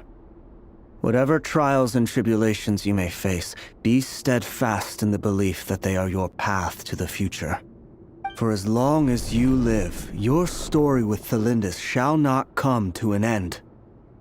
That is the only chance you have of fighting back against fate. It is up to you whether you believe my words. Regardless, that is all I will say on the matter. I have no right to intervene any further. I will hold you to your word. Thank you for setting me free. In return, I will tell you one more thing that you cannot afford to ignore. Just then, a strange wave of energy rippled through the city. We had no idea what it could mean. If I were you, I would head to the Universitas Magistrorum. The Universitas? Oh no! I'm sure we'll be seeing each other again very soon, Rerir. Whatever Vedafilnir said, I didn't catch it. I didn't even help him out of the prison. There was no time to lose.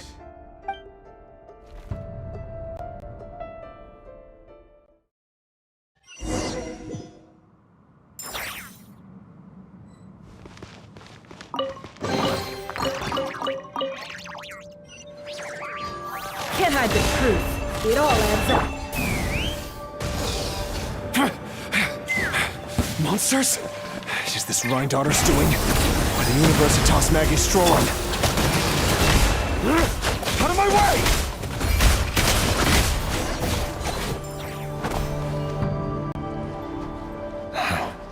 The Universitas.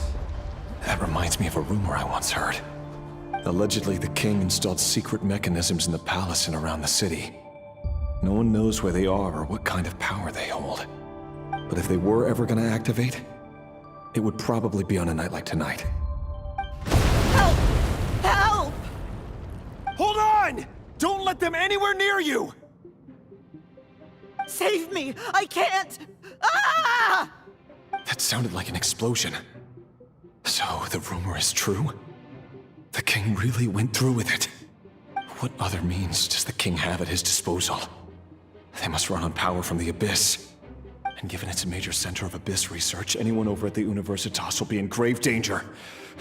I have to hurry!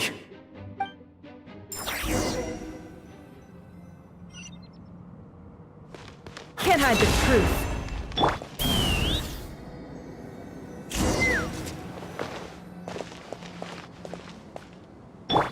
Shower me with praise! Rise with the sun! Ha! Giddy up! Hear the echoes of the valley! Pyroclastic surge! Ah! Full throttle! No more lies! Seek within! It all falls into place!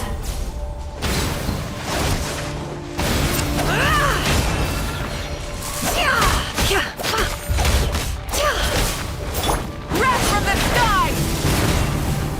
Try and stop me! Yoo-hoo! Let the world come alive! Let the mountain's veins boil!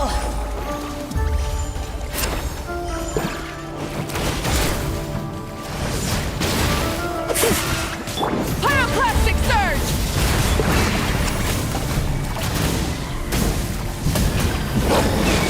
Incinerate! Full throttle!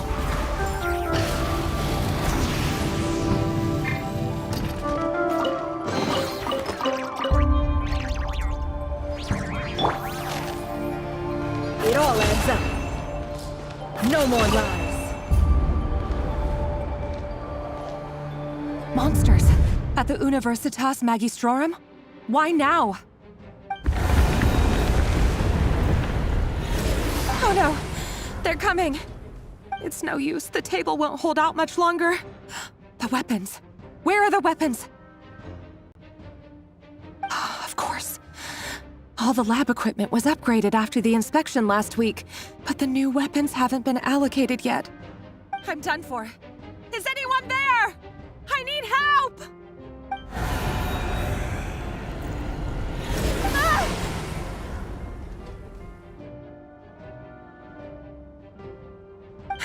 Stay back! Please stay back! Please!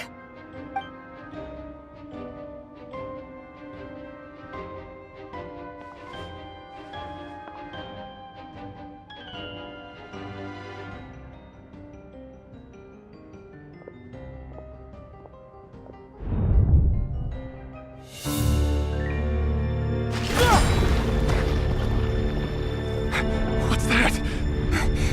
Reverie! So the rumors about your work are true. What? No! Listen, something happened at the palace tonight. We have to leave! You don't need to lie to me anymore. What do you mean? I know why you're worried, and I will respect the decision you've made. But it's okay, because I found a solution. I know how to end all this. You can have it back. The normal life you so desire. But until then, I'm afraid our wedding will have to wait. Cylindus? No, don't do it! Cylindus! Cylindus!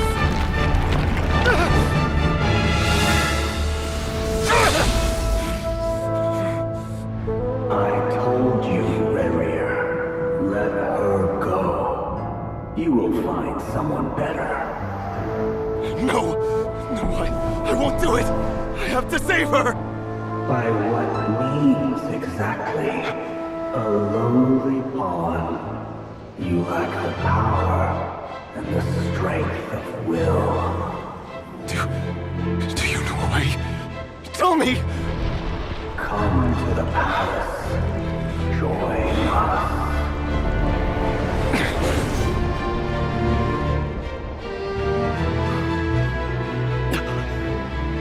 Reverie, thank goodness we... Step forth and take your share. You made it. Not you too.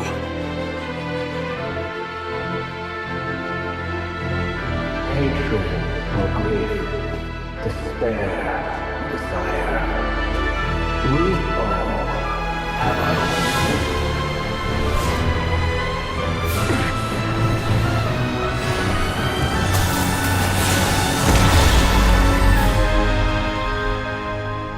Rayrear.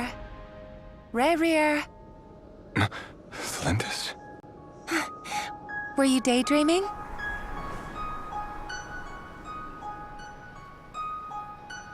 You still remember, Rayrear? That question you asked me a couple of weeks ago? Oh. You mean the proposal? Yeah. I'm wondering, where do you think would be a good place to discuss it? Maybe in the garden? Or were you thinking a fancy restaurant? It's your choice.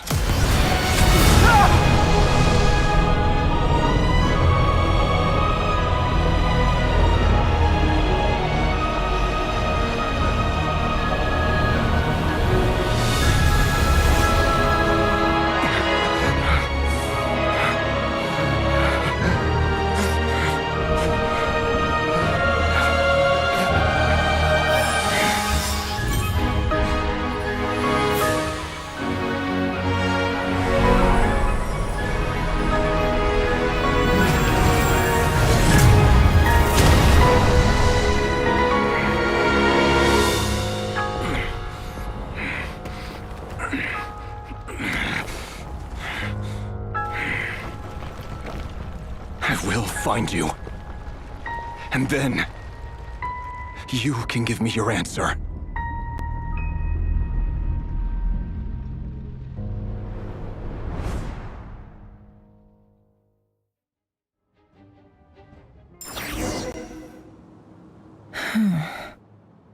So that's how the Raker of Solnari was born.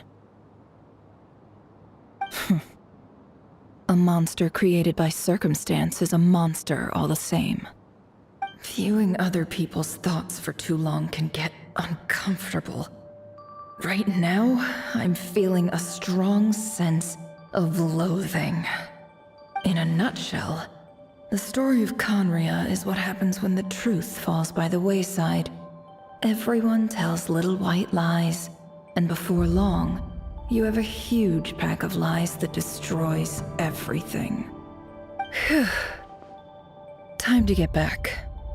His past is filled with sorrow, but the tale of any fallen civilization is one of endless tragedy. Cruel as it may be, that was Conria's fate.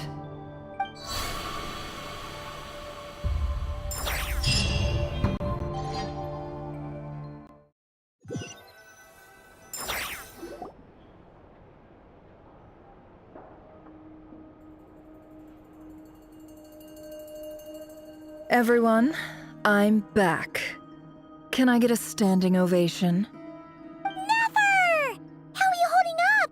Feeling okay? She's fine. Boss is a pro. Yes, I'm fine. You will have seen the events of Rayrear's life through my thoughts. It's now clear that he is just a regular nobody, driven by personal tragedy, as he said himself. I mostly agree. There's only so much we can know about him from his memories alone, but they did give us a clear glimpse into his life in Conria. However, I would not consider Rayrear to be a nobody. He was deeply involved in the events of that era. Yet, when the catastrophe of a generation strikes, nobody is safe. Sounds to me like you're speaking in riddles again. Is this you urging me not to abandon the people of Nodcry in their hour of need? That's not what I meant. Although I do hope you choose to remain a part of the plan. Without you, the mission ahead will be all but impossible. Then try to remember that I respond better to the carrot than the stick. And I don't appreciate being bossed around. Now, as for you, Missy, You were excellent. You stuck to the rules of the ceremony and kept your mouth shut the entire time. Bravo. Cool. So, can you fill me in on the deets now? Most of what I saw went right over my head. Patience. You'll hear the whole story, don't you worry. But let's meet up with the others first. It will save me narrating it twice. Yehoda? Yes, boss! Let me get that door for ya. That's more like it. For a moment there, I was worried you'd forgotten about the first clause of your employment contract. Forgive my curiosity, but what does the first clause say? It says I gotta do the annoying stuff that boss is too lazy to do for herself. Like opening the door, pouring the tea, yada yada. Is that right? If something is in the contract, it's because she willingly agreed to it. Rest assured that the Curatorium abides by the very strictest of labor policies. You don't seriously think I'm cruel enough to treat her like my slave. In any case, I've hardly shied away from my share of the work today. Hope I don't catch Flintz and Varka lounging about in their chairs, enjoying a leisurely cup of tea. There's nothing I dislike more than other people enjoying themselves while I'm hard at work.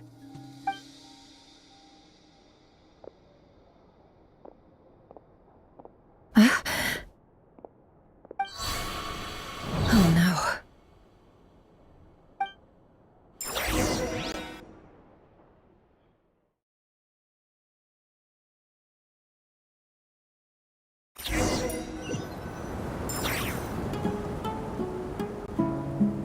Sorry to disturb you, but we seem to have run into some trouble. Evidently so. Don't worry, I'm not about to leave you to fend for yourselves. I'm not that kind of boss. And it would go against the Curatorium's labor policy. I'm sorry? What did you hear me say? I wasn't talking about labor policy. Wait. How long have I been standing here? Not long. You just appeared by the door a moment ago.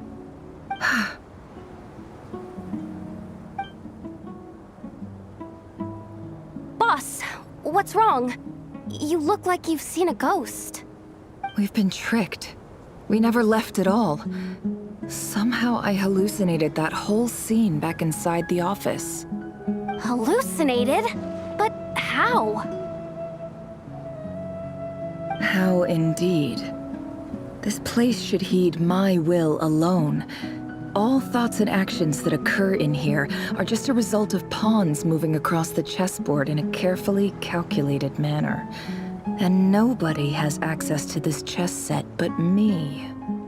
So you control everything in here? More or less. But yes, it's a special technique of mine. Has anything like this ever happened before? Only once. It was the first time I used the chess set. Is there any similarity between what happened then and what's happening now? I suppose my thoughts are a little turbulent, which was also the case my first time. Is there anything I can do to help? The first clause of your contract clearly states that I only need your help with things that I'm too lazy to do myself. Meaning you're not feeling lazy right now? Meaning this is not something Yehoda can help with. The chess set is a personal treasure that I alone understand. I must be the one to find our way out of here. Boss, it's fine. Really. Let me do something useful. Oh, listen to you. Whatever would I do without you, Yehoda? What? Really? Yes, really. Where would I ever find another employee as obedient and servile as you? God forbid anything ever happens to you. Oh, okay. Well, anyway, I was thinking of fetching some water. There's gotta be a source around here somewhere. I suggest everyone finds someplace comfortable to take a rest. We gotta conserve our energy. Even though all this chess malarkey doesn't exist in a physical sense, Mentally speaking, it's all real. And so is our tiredness and fatigue. You don't want to dismiss mental fatigue. Just because it isn't physical doesn't mean it's any less serious. But anyway, I got your backs, so don't worry about a thing. Don't I have the best employees? Jealous much? If we can find a suitable time, I'd love to borrow Yehoda for a day to help out at the Frost Moon Scions. Would you be amenable to that, Boss Nefer? Oh, Lauma. Have I ever told you just how pretty you are? Beauty runs from the tips of your antlers to the depths of your imagination. Time to rally, everyone. Follow me. As we continue our journey, the same rules will apply. That means stay focused and no talking no matter what we encounter. And don't disturb the chess pieces. You have my word that I will get us all out of here.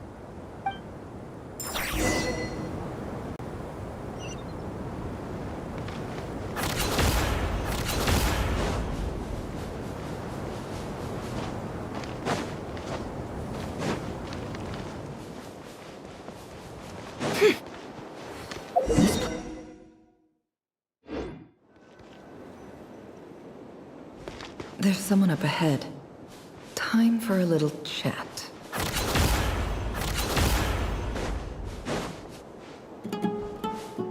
I wasn't expecting visitors at this hour. Wait, is that? Oh, it's him. There you are! Sinue's been looking for you all day. I think he has some news for you. Oh yeah? What were you doing just now, Uncle Retinue? Hiding away some more loose change? I know I saw some Mora. What do you mean loose change? Oh, come on, I'm too old for this. Just pretend you saw nothing.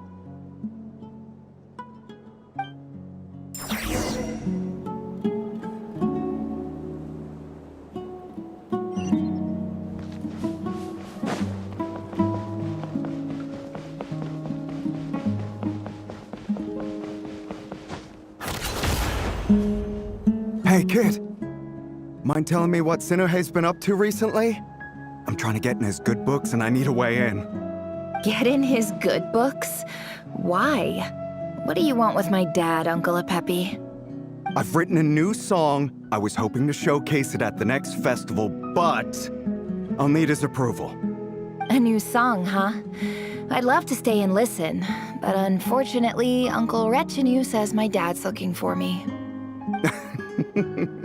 Well, there's plenty of time and I'm not going anywhere. See that pile of stones? I'll be sitting there warming up my vocal cords. Come find me when you're done. Pile of stones. Got it.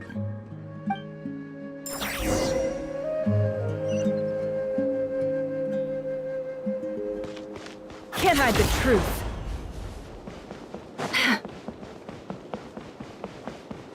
No more lies. Hi, Dad. Uncle Retinue said you were looking for me. Ah, there's my little princess. If you'd gotten back just a little sooner, you could have shared the spoils of war with me. Spoils of war? Who were you fighting against, Dad? It was just a figure of speech. The aftermath of a sandstorm is no time to be waging war. I was talking about our war against thirst. I went out to fix our water supply problem, and now I'm back. Which means... We have a well again! That's right. I found a new one and brought back as much water as I could carry. It should last us for a good while. If it wasn't for these blasted sandstorms, our wells wouldn't be caving in. And you wouldn't be spending all your time out searching for new water sources.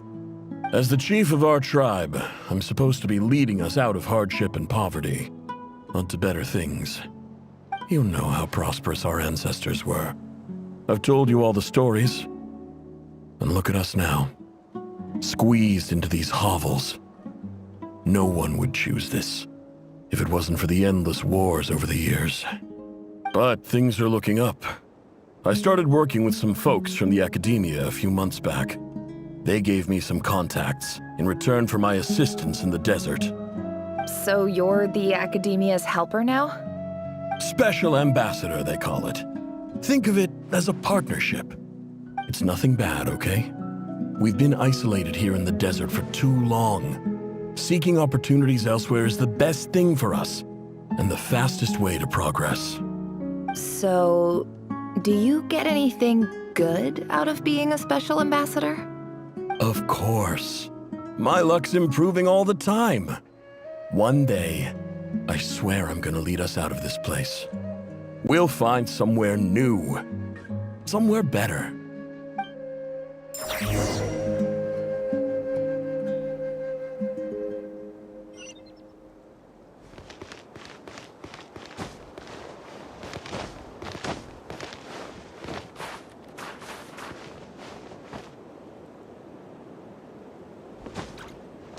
Can't hide the truth. It all adds up.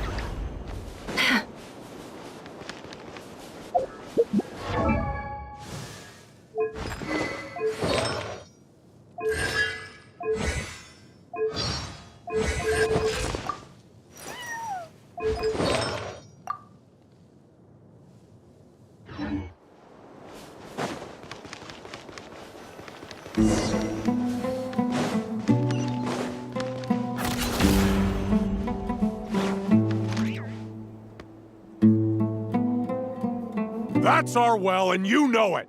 You stole from us! Well, you've gone from chief to thief, and now you have to face the consequences! Did you really think you could take our water without permission and get away with it? You're either brave, stupid, or both. And that special ambassador act? Yeah, nice try! We spoke to the academia. They said it was all news to them. You're a liar and a cheat!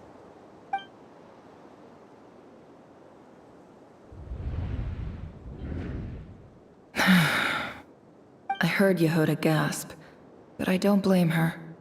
Most people are terrified by the sight of blood. Corpses strewn across the ground. The wounds are clearly from scimitars and daggers. The desert dwellers' weapons of choice. There's a handwritten note on the ground. Let's see what it says. Halil, this is Sinuhe, chief of the Shimti tribe. Surely you remember me. I was the one who helped you and your colleagues avoid the quicksand in the desert. This is my second time writing to you. I assume my last letter must have gotten lost in the mail, as I didn't receive a reply. I hope this one makes it to you safely. I'm writing to you because I need some help. That sandstorm the other day completely blocked up our well, forcing me to look for another water source in Iab and Unut territory. It was a matter of survival. Praise the gods. The well of the Iab tribe was intact. It was my last resort. I drew what water I could and left, but not without being spotted. I fear they will retaliate. You told me to write to you if I ever needed help. You said you'd be my ally in the academia. I urgently need you to formally recognize my title of Special Ambassador and send some of your people to assist me for a few days. It's the only way I can convince them that this was the academia's decision and prevent them from retaliating. This is an emergency. Please send help as soon as possible. Looks like this letter never got sent. The writer died a grisly death, and the letter was trampled into the ground. It's badly defaced. Some parts are barely legible. What a ridiculous lie the surviving Shimti tell. Their whole village was butchered over a sip of water.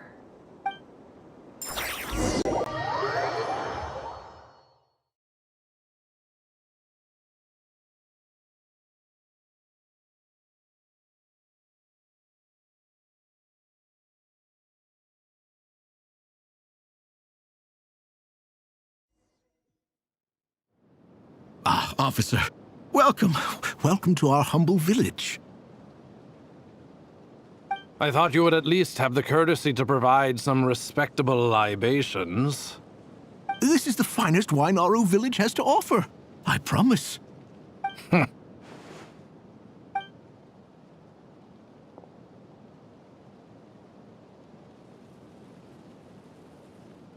The Academia has agreed to reserve a single space for a candidate from your village. But I remain skeptical of this entire endeavor. I highly doubt anyone in this desert possesses serious academic potential. Please, have faith. If not in us, then in our god. The child we found shows great promise. I beg you, take her away from this place. Give her a chance. Don't let her talent go to waste. I don't recognize her. New arrival? She showed up here a few days ago and we took her in. She's a really bright kid. Please help. I'm begging you. So, where are you from? Nowhere special. Just a sand dune. What about the rest of your family? How many of you are there? Just the one. It's only you? Correct. So, no brothers, no sisters, no mother or father? Any who have slept on a bed of sand, I call my brothers and my sisters. Apart from that, I have no family. All right. Get over here. Sign your name on the form.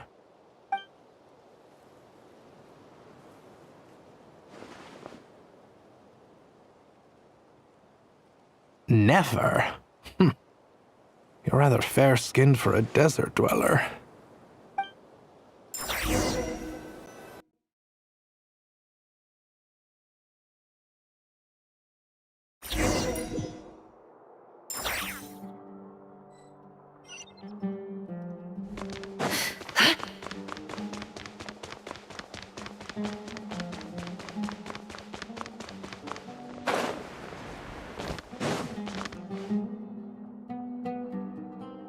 Nefer, this term's assignments have been issued already. Please read through the materials thoroughly, conduct your own additional research, and then write an essay on the topic. Yes, Professor, I'm aware. I just had a couple more questions I wanted to get your perspective on. Oh? Please ask away. Well, I saw the other students' problem sheets, and I couldn't help but notice that my assignment is much easier than theirs. Do you really think I'm a weak student? A weak student? Goodness, no. Quite the opposite. You have a sharp mind. Almost too sharp. I think what you're saying is, a weak student wouldn't have noticed the discrepancy. And if they did, they certainly wouldn't complain about the lighter workload. You see, sharp as they come. You see things the way they are. And I'm sure you know why they're like that. Because of where I come from. Because I'm different. I'm sorry, Nefer. I don't like it any more than you do. It's just... Anyway, you said you had a couple of questions. What's the other one? I wanted to check... If someone sent me a letter to the Academia, where do I go to collect it? Ah, your family wrote to you. As long as they put your name on the envelope, someone should hand it right to you. Not exactly. It's not even a recent letter. I was just curious where the mail would end up if no one collects it. The House of Dana, I expect. I know there's a box for unclaimed mail somewhere in there, probably sitting on a shelf. Whatever you're looking for, that'd be the place to start. Okay, got it. Thank you, Professor. Oh, don't mention it. Honestly, I feel like I failed you. I'm supposed to be your teacher, but I haven't taught you anything. Hey, don't say that. You're a great teacher, and you do your best for all your students. But the rules are the rules. You're not allowed to teach students like me. It's not just the Academia either. The whole world bends over backwards for the successful and leaves the losers to suffer and die. Oh, my dear child. Don't tell me you've given up on life already. I haven't. I just think that if you want to make it in this world, you have to find a way to become successful.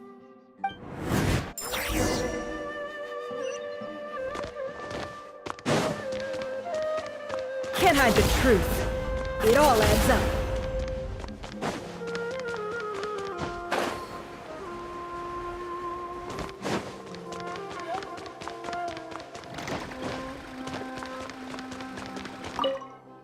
This must be it. A big cardboard box full of unclaimed mail. And probably some letters that ended up here by mistake, too. Let's take a look.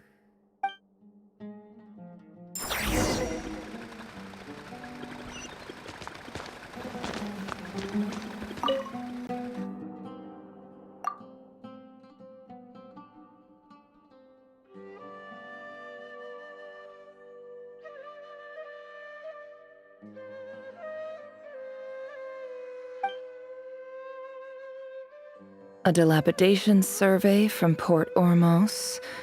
Looks like it's from a Core of 30 representative. What a strange thought. A bunch of mercs losing sleep over rundown buildings. This one was never even opened. I guess the recipient didn't care what the Core of 30 had to say about anything. Who was it addressed to? I don't recognize the name, but it must have been a Kasharawar professor.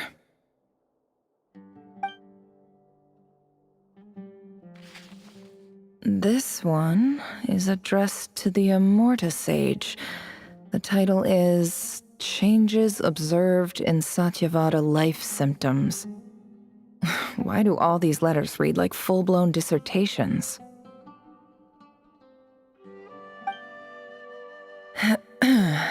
Guided by the incense, we became lost somewhere in the forest. All the barriers between levels of consciousness disappeared as our minds soared around in circles, looking for a branch to seek refuge on. In clinical terms, these symptoms fit the description of incense poisoning. The Immorta Darshan strictly prohibits the use of hallucinogenic substances, but I believe there are still people getting away with it. For example, my neighbor who always breaks out into song and dance after using incense. This seems like something the academia would want to know about. Why wasn't it collected? Wait, what's this written on the back? It's so small. The note says, "The sender authored this letter while under the influence of mushrooms. I would send it back, but no return address was provided. Stamped by the Grand Conservator of the House of Dana."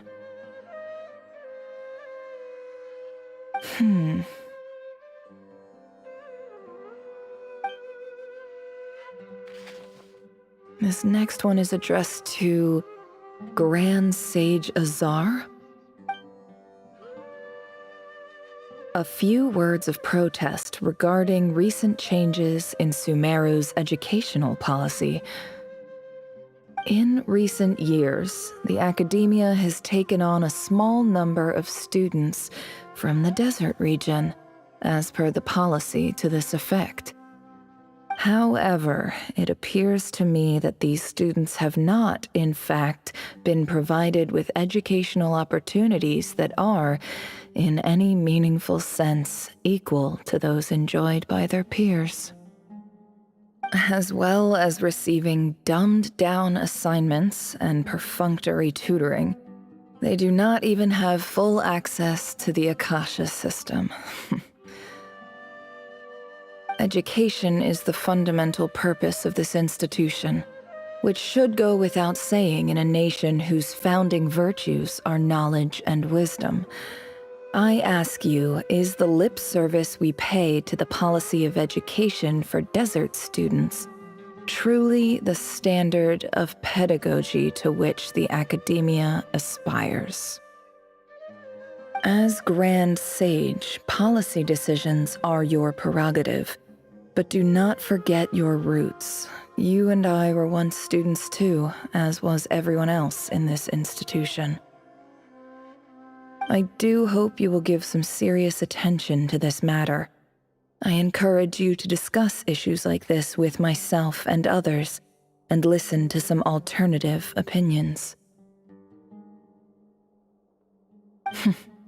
Great letter. Shame it didn't get to where it needed to go. And the sender is... Huh? Sage Cyrus of Spontamod. I didn't realize anyone else even knew how bad students like me have it in this place. So this is where letters from the Sage of Spontamod end up? Nice one, Grand Sage. Really enlightened leadership. Whatever. This isn't what I came here for. Moving on. I'm not exactly holding out hope that a letter sent from the desert would even make it here. But if it did, where else would it end up if not in this box? I can't believe how much discarded mail there is. Must have been years since someone last went through it all. And this is just one box. The whole house of Dana is boxes on shelves. I don't believe for 1 second that any human being has sat down and read through all the documents in this place. Who has that much free time on their hands?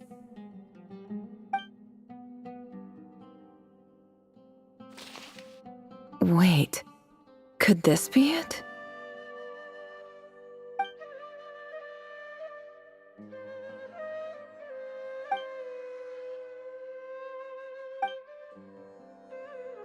Greetings, Halil.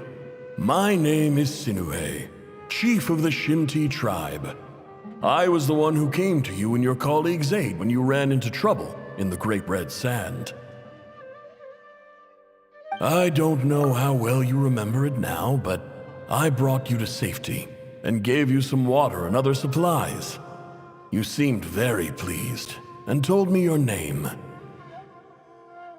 In my tribe, learning a person's true name is serious business, and I therefore see you all as friends. You were kind enough to leave your contact details, so we could stay in touch. The Shimti tribe lives a harsh, nomadic existence in the desert. You were sympathetic towards my plight, promising to make me a special ambassador of the academia and help us find a way to make a better living. This brings me to my reason for writing. Our tribe has fallen on particularly hard times, and I would like to ask for your assistance. There was a terrible sandstorm a few days ago, which blocked up the well in our land. To ensure my people's survival, I had no choice but to venture into Iyab and Unut territory in search of an alternate water source. The Iyab and Unut are descended from the Thamudians, while we trace our ancestry to Tulatala.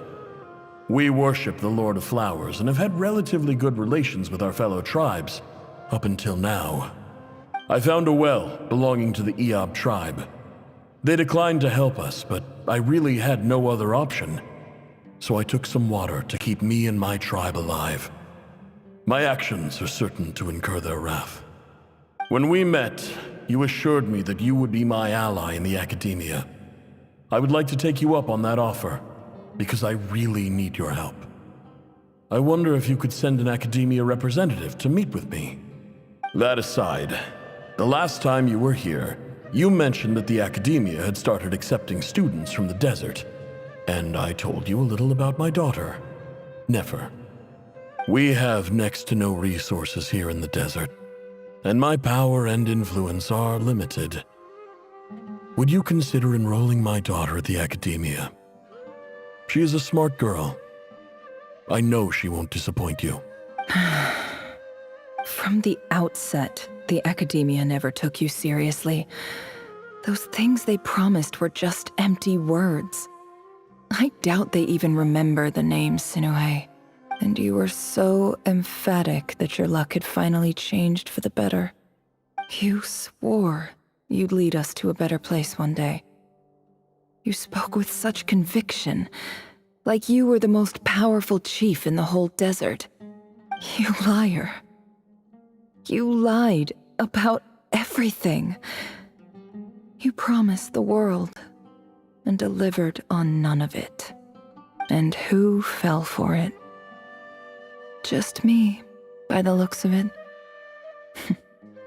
Despite your best efforts.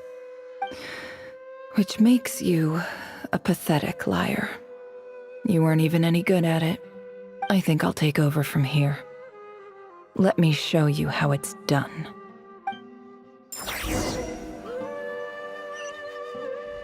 Can't hide the truth. It all adds up.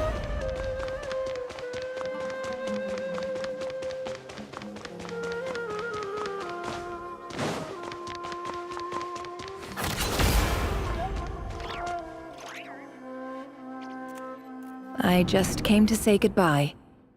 Thanks for everything you've done for me in my time here. Nefer? You packed your bags. Where are you going? I'm quitting. Something's come up in my hometown. Gonna head back and deal with it. Huh? But this was a hard-won opportunity for you. You know that better than I do. It was. But it doesn't matter. I have more important things to deal with, and they can't wait. Oh, and I didn't want to overfill my bags, so I left some incense on your desk. What's wrong? I thought you liked incense. Although, I did read somewhere in the House of Dana that it has hallucinogenic effects. Don't use it all at once, all right? Isn't this the stuff you brought from your hometown? You're just letting me have it? But you said it's a rare and valuable commodity. Yeah, about that. I lied. It's not rare at all. There's this bunch of ruins near my hometown that are practically overgrown with this plant. It's not worth much. Keep it, it's fine. But Nefer... All right, that's all from me. You take care.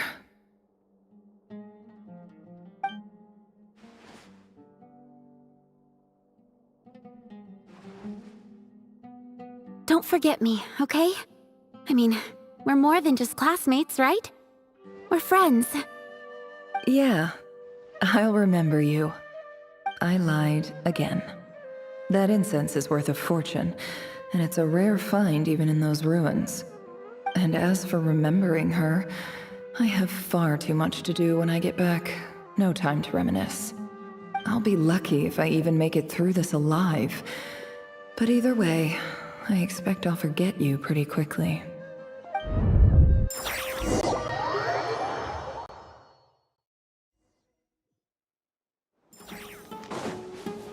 No more lies.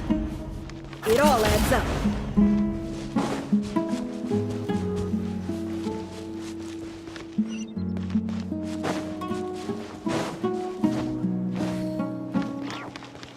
Can't hide the truth.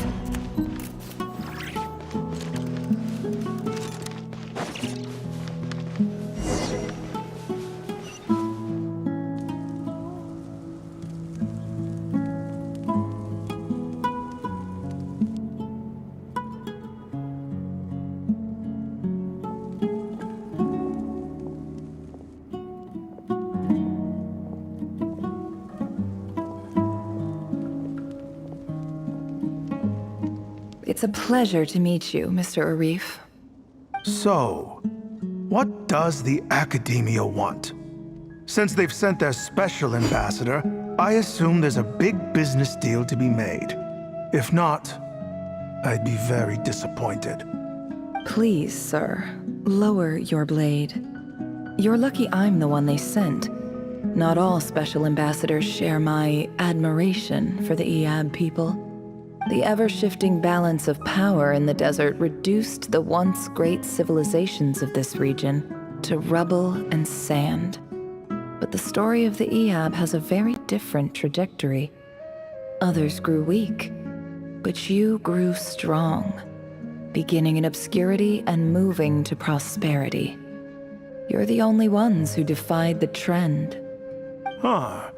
So, you do know who you're dealing with? This well is the perfect symbol of your strength, is it not? It used to belong to the Unut, but it looks like you have control over it now. You're not wrong. But I'm sure you didn't come all this way just to flatter us? Of course not. I came to bring you some very good news. Some information that recently came to light, which might just be your ticket to freedom. Records uncovered by the Vahumana Darshan show that a certain well currently under Iab control is built on top of some ancient ruins. These ruins are of great archaeological interest to the Academia. I checked the map carefully on my way over here, and I'm confident that this is the well in question. The Academia is offering 50 million mora in return for excavation rights. 50 million? No, wait. If these ruins are as important as you say, 50 million's a little low, don't you think? Don't get greedy, Iab. We know far more than you think. We know that you seized this well by force. Wasn't that the first step in your rise to power? To drive away the Unut and steal their water supply? So what if it was?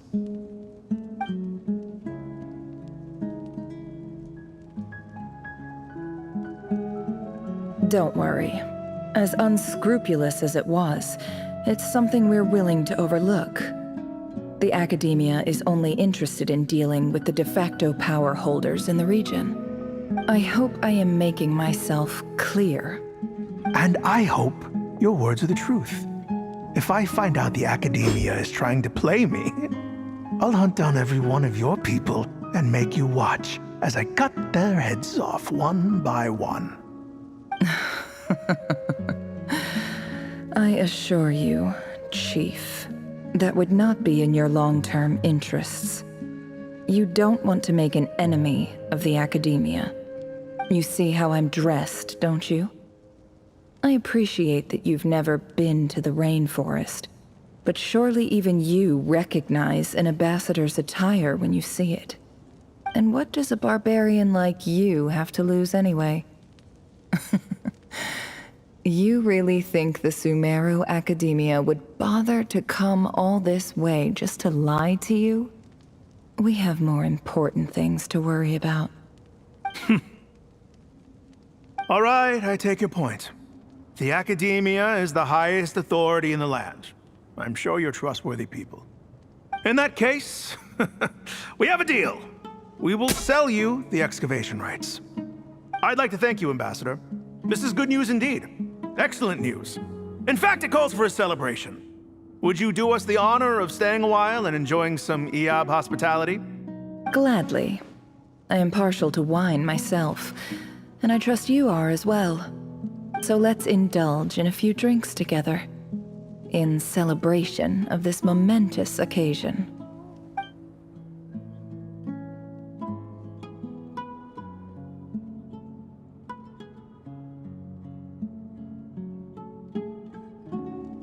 Chief! Chief, it's an emergency! It's the Unut. They've taken the well. What? Well, don't just stand there. Take it back. Yes, Chief. I have every confidence in the Iab's military superiority, and yet... What is it?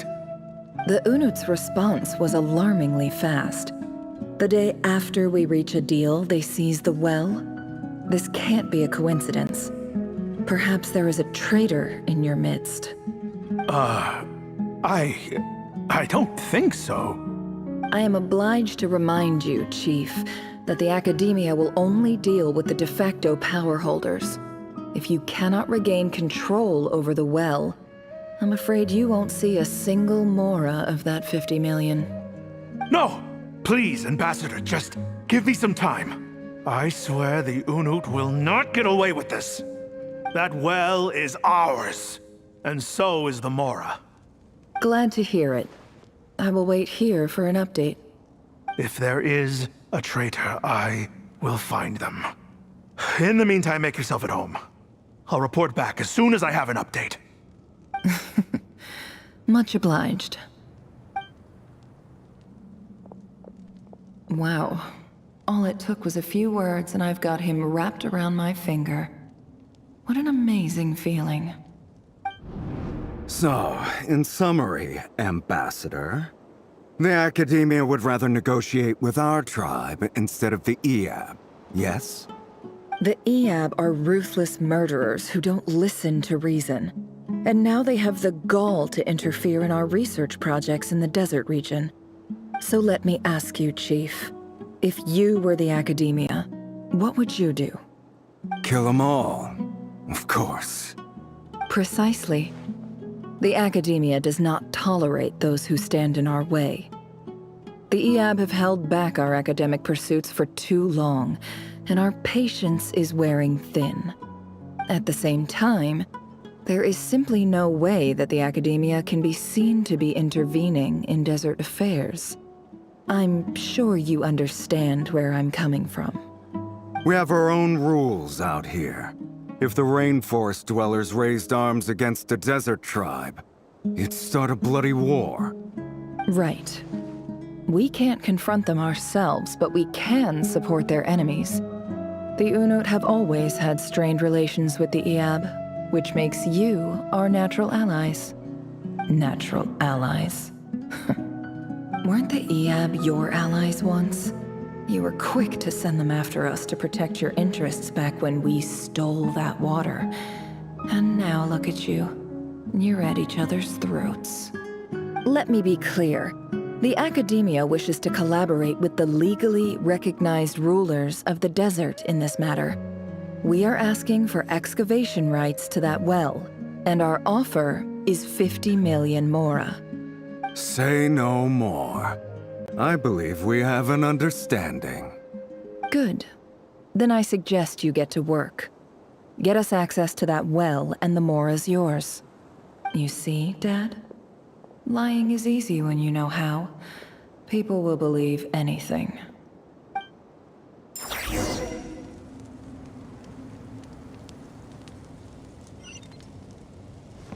No more lies. Can't hide the truth.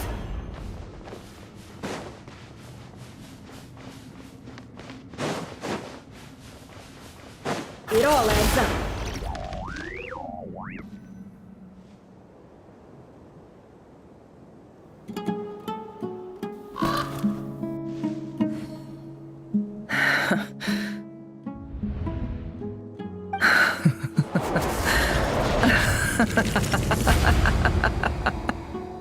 Look at yourselves. You may be vile, savage monsters, but your butchered bodies bleed like any others. You're no different. You're nothing special at all. The monsters who destroyed my home, they're just ordinary, petty human beings. What a joke. I think we're even now. Maybe I've even done the desert a favor. It's a better place without all these people around. Oh, Sinuhe, my gullible fool of a father. Perhaps if you'd been as ruthless as I was today, our tribespeople would still be alive. In this dog-eat-dog world, a chief needs to be tough to survive. But you couldn't do what had to be done. So I did it for you. Nefer, it's okay. All of this is in the past now. I believe I remember you promising to remain silent. Yeah, but even so... Yehoda, is there anything you can do to ease the tension? Alright, time for a sharp turn onto a completely different topic. So, anyway, that's enough of that.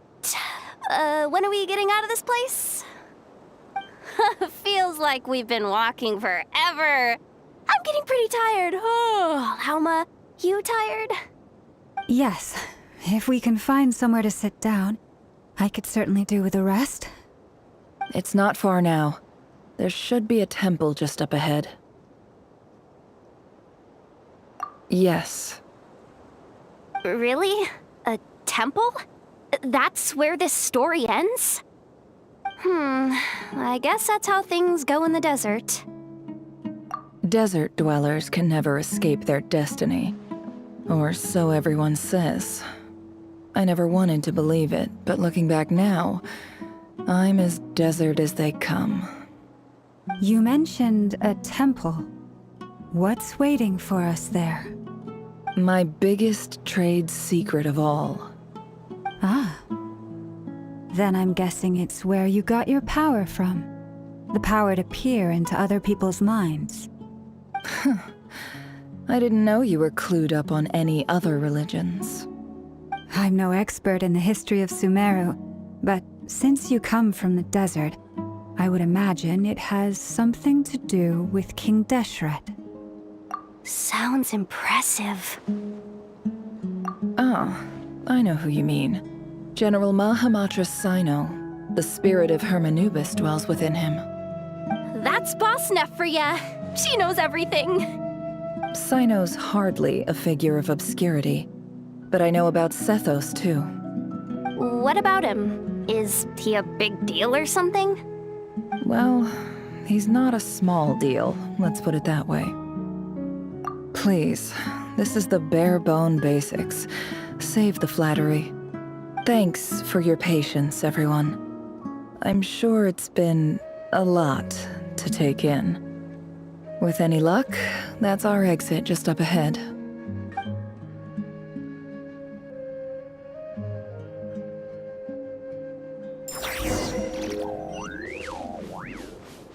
Can't hide the truth.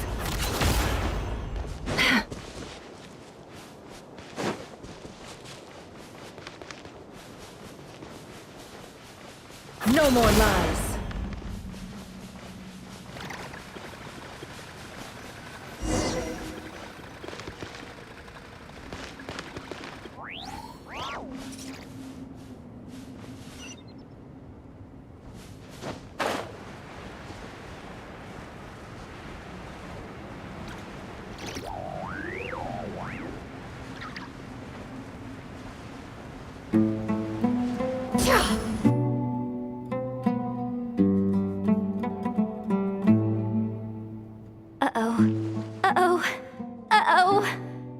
I'm totally out of my depth here. I don't have anything to add about any of this stuff. Like, look at that statue, for instance. I want to do the whole name-dropping, this girl knows her stuff thing too, but I've never seen anything like it before. A statue with the head of a bird. That's Thoth, the Ibis King, one of the 7 pillars of King Deshret. The legends say that he, the Crocodile King, and the Goat King were the 3 retainers of King Deshret. Let's take a look.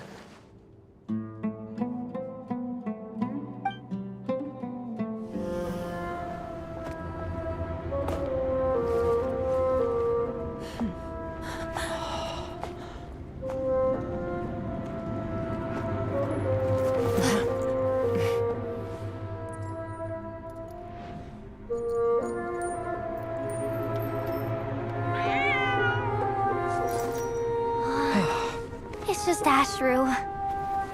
So, all is well?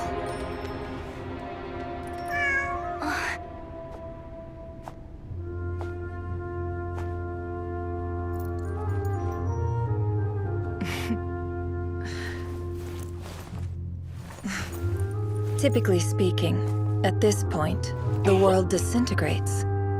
Then we find ourselves back in the outside world. Besides, these are my memories. There's nothing to fear. You're sure? Of course. It's almost over.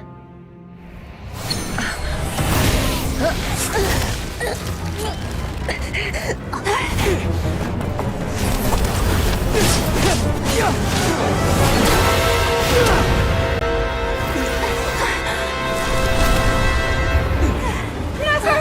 Hold on!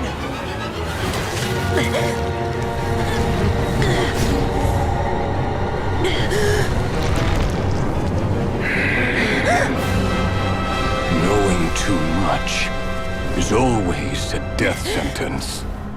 Speak for yourself.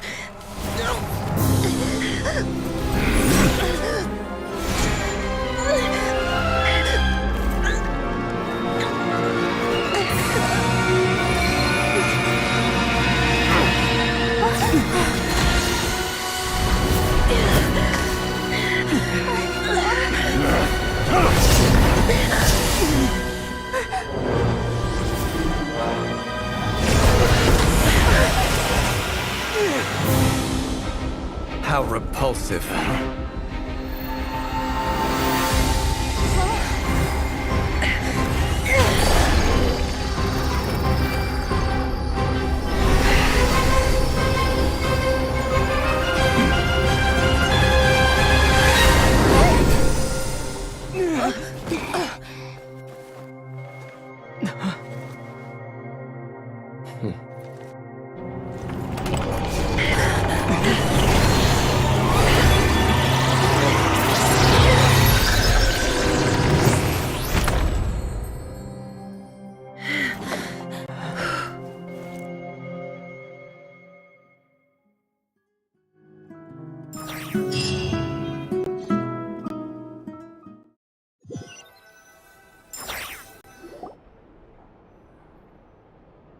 Timed that pretty well, didn't I? It's okay. I'm just glad no one was hurt. Paimon noticed you doing something too, Dainsleif. Were you helping get them out? Of course. When I asked Nefer to conduct this investigation, I was not naive to the dangers involved. I had a duty to ensure your safety. Good to know your sense of justice is still intact after all these years. I take that to mean that you saw the truth. That comes as a great relief. I certainly did. And thanks to your help, I also managed to trap Rerir inside the chess set. Whoa, really? How'd you manage that? Well, to be honest, I sensed that something was wrong long before we made it to the temple. By using this fragment to probe into Rerir's past, well, the monster formerly known as Rerir, it seems I alerted him. I was tracking him, then he caught on and started tracking me too. Can't say I'm surprised. But how did he track you through your thoughts alone? That shouldn't be possible. Rerir was a secret agent who reported directly to the Vinster King. He is an expert at finding a trail and hunting down his pursuers. No wonder. He infiltrated the chess set, read my thoughts, and built a new virtual chess set inside of it. That's why we weren't able to leave at first. Speaking of your chess set, it's quite a remarkable item. Would I be right in thinking you have some connection to King Deshret? You overestimate me. I only have a connection with one of his underlings, the Ibis King. You all saw how this came to be. A long time ago, the Iab massacred my tribe, the Shimti, in our home village. A few years later, I enrolled in the academia, where some new information came to light. The Unut and the Iab fought a bitter battle over the rights to a well, all for the sake of a non-existent 50 million mora.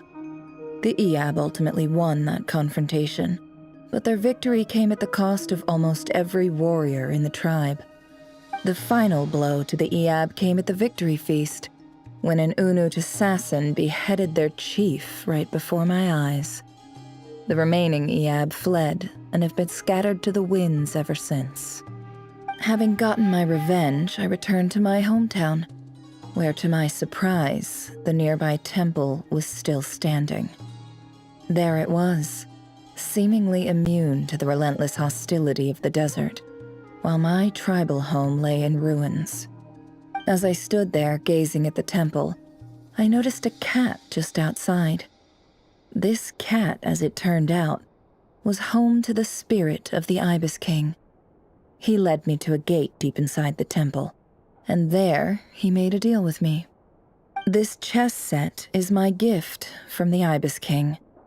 The chessboard within is made to the same specifications as the one in the mausoleum of King Deshret, and represents his power of piercing analysis.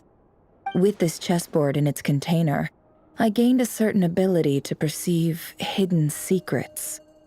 Now, you could conclude that the Ibis King simply wanted to give the people of this world the power to seek the truth, but I don't believe that's the full story. Every god plays favorites. Their hearts are as fickle as any human's, full of secrets, perversions, egotistical tendencies. But precious few gods are willing to admit this. It is the same with all powerful forces, including fate itself.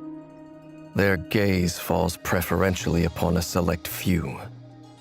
As you rightly point out, this is an act of favoritism.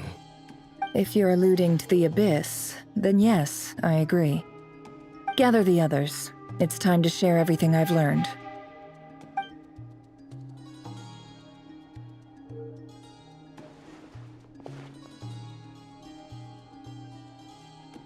Thank you all for being here.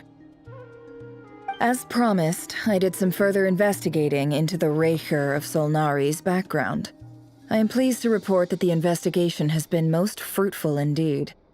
The Raker of Solnari, real name Rerir, was once a Conrian subject who served the Vinster King.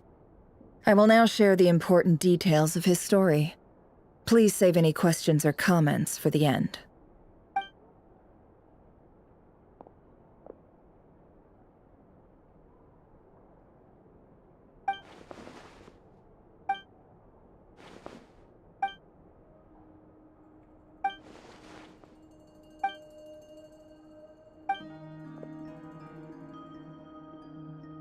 So that's why he's so obsessed with the moon. A tragic tale, to be sure. But it does not excuse his many transgressions. No matter how much Rerir suffered in the past, the fact remains that he is what we know today as the Wild Hunt, wreaking havoc upon innocent lives in Notcry. He becomes more dangerous with each passing day. If left unchecked, it is simply a matter of time before all of Tevat suffers the consequences. This is a threat that the Knights of Favonius cannot ignore. A question for Miss Columbina. Forgive me if this is presumptuous, but have you ever seen the spatial gateway that appeared in Rerir's memory? Never. But I have heard stories of something called the Moon Gate, and this seems to fit the description. Miss Lauma, any thoughts on this? In the lore of the Frost Moon Scions, the moon is believed to hold many secrets. Some sources speak of ancient knowledge, others of a gateway to the unknown. The term Moon Gate is one I have heard before. But as is the case with all of our legends, there are no records of any first-hand witnesses. We cannot know whether it truly exists. Then back to Miss Columbina. As a moon goddess yourself, do you have some idea of where the Moon Gate leads to? Not at this stage, sorry. I do hold the power of the Frost Moon, and my strength is recovering well. I can sense that the gate would open at my command, but... But there's more to the power of the Frost Moon than that? Yes. A moon goddess has the right to open the Moon Gate, since it is a path to the moon. But as never mentioned, holding open a spatial gateway takes a huge amount of power. And right now, I need to conserve my energy to fight the Raker of Solnari. I'm afraid this is one mystery we may have to leave unsolved for now. I agree. Better to save your strength. But if you'll humor me for a moment, I have a bold conjecture of my own regarding the world beyond the gateway. I highly suspect that neither Tholindis nor Rerir made it through unscathed. The evidence pointing to this is the fact that the Raker of Solnari exists in the form of countless fragments. With the abyssal power he wields, no ordinary foe can touch him, let alone tear him to shreds. And yet, the Wild Hunt proliferates wherever his scattered fragments lie, drawing hordes of monsters to many different locations across the land. So your theory is that Rerir was physically torn to shreds by some powerful force?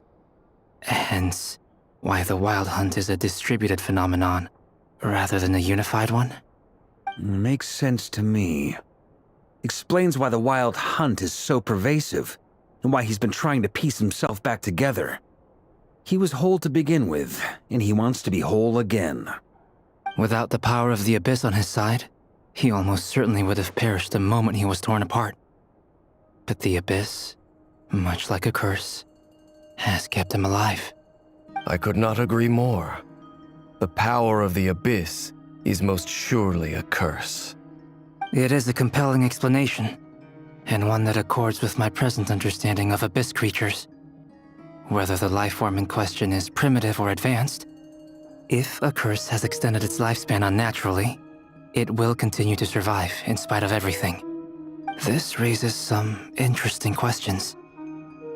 I will run some experiments and see if there is any validity to my suspicions. That being said, regardless of whether my research bears fruit, I would like to thank Miss Nefer for conducting such a thorough investigation. Already, it has greatly enriched my understanding of the entity we face. My pleasure, Mr. Albedo. I too hope that the information I have shared today proves useful as we look to formulate the next stage of our plan. Hey! What is it, Dainsleif? You look really upset! It's just... when I think of the man I once knew as Rerir, I struggle to understand why things had to turn out like this. The two of you used to be friends, didn't you? I don't know if these words will bring any comfort, but my heart goes out to you. Mine too. We could never know all the hows and whys of the way things are.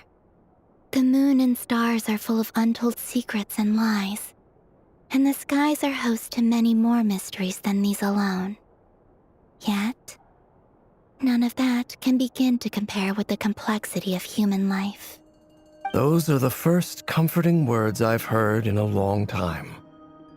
Thank you, both. Well, I think this is a good place to end today's meeting. I'm sure Nefer needs some time to recover. She's been through an awful lot today. That's very thoughtful of you, Loma. Of course. Sounds good to me. Take some time to rest and digest before we reconvene to nail down a plan.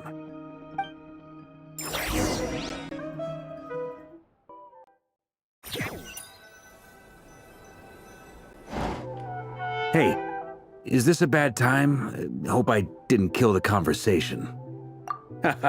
No need. Come on, let's talk outside.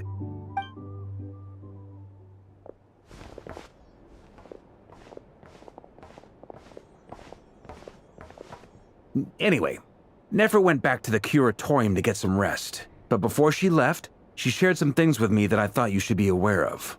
Firstly, although she managed to trap the Raker of Solnari inside her chess set, there's no guarantee that the power of the Ibis King is any match for one of the 5 sinners. Their powers are beyond our comprehension. It's only a matter of time before he finds a way to break out. We have to come up with a plan and take care of him before that happens. Honestly, Paimon figured that might be the case. So, how long have we got? Well, I asked her that same question. She talked for a long time, but for the most part, it seemed like she was trying to convince me how precious her chess set is. What a long and storied history it has. It felt like some kind of sales pitch, you know? The kind where you end up handing over Mora against your will? Anyway, after all that, she finally answered the question. 2 days, at most. 2 days? Holy moly! Can we even recruit enough help in that time? That remains to be seen. Which brings me to the second issue. Dainsleif is obviously conflicted about this whole thing. But given how little time we have, there's no way we can pull this off without his help. You have some history with him, right? Do you think maybe you could talk to him for us? Great, I appreciate it. All right, on to item 3. So, Albedo, Durin, and I put our heads together and came up with a plan. Can't promise it's gonna work yet, but at least it's a start. We figured we'd bounce the idea off you first. We'll explore it further once everyone's recovered. Oh, Paimon's dying to hear this. All right, so here's what we're thinking.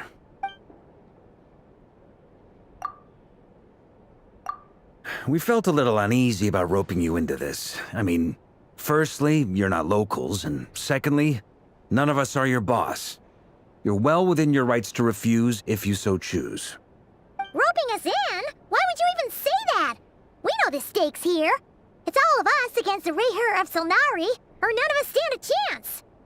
I choose my words very intentionally, I'll have you know. I like to think there's an art to striking a down-to-earth tone even when the stakes are through the roof. Sir Varka, I have a few thoughts about this plan. I'm all ears.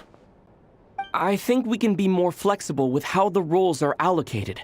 In my view, the most sensible lineup would be like this.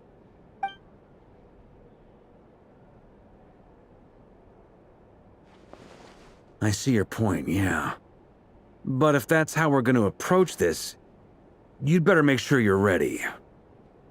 To be clear, I don't doubt your abilities. Far from it. I just want to make sure. Are you really willing to take all this on? I want to do everything within my power. The Rayher of Solnari is a truly fearsome opponent, and if I do my part, it'll greatly reduce the risk for everyone else involved. Well, that tracks with what I've heard. Jean's mentioned in her letters that you're so diligent it's almost abnormal.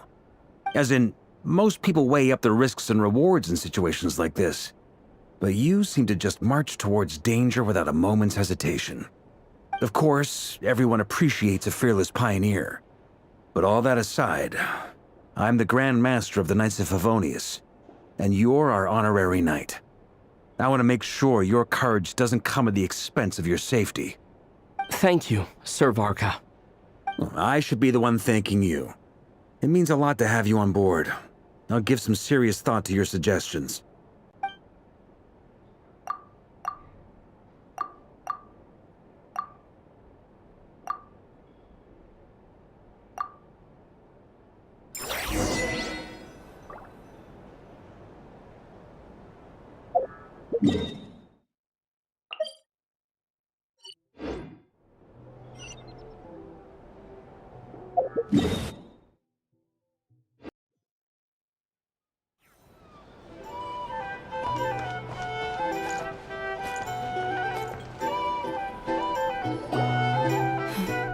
This is a thorough plan, but I do have one last question before we take action.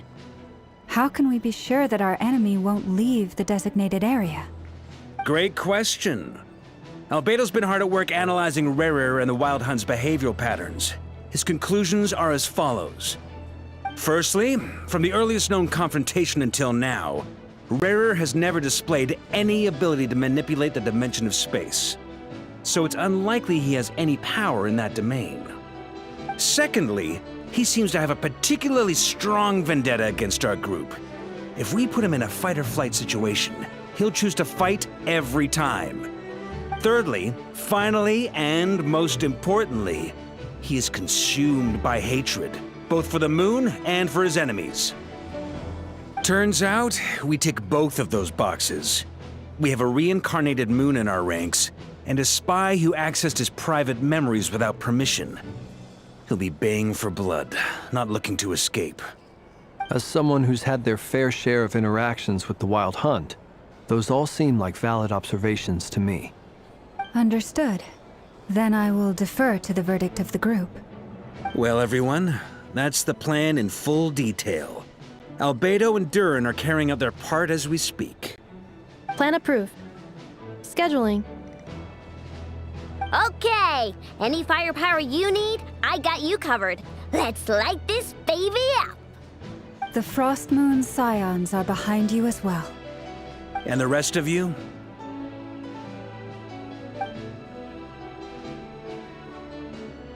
No objections? All right, then it's settled. This is the plan we're going with.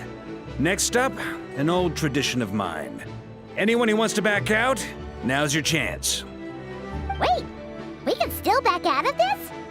Everyone says things they regret, right? I don't want anyone feeling trapped because their mouth said yes before their brain had time to think things through. A very people-first approach. I hear that's common practice in the Knights of Favonius. Heh. Who'd you hear it from? D-Luke? Shh. We don't use people's real names at work. This contact will be known only as Owl, please and thank you. This plan can only work if everyone does their part. Flint's and I will absolutely support it. We shall indeed.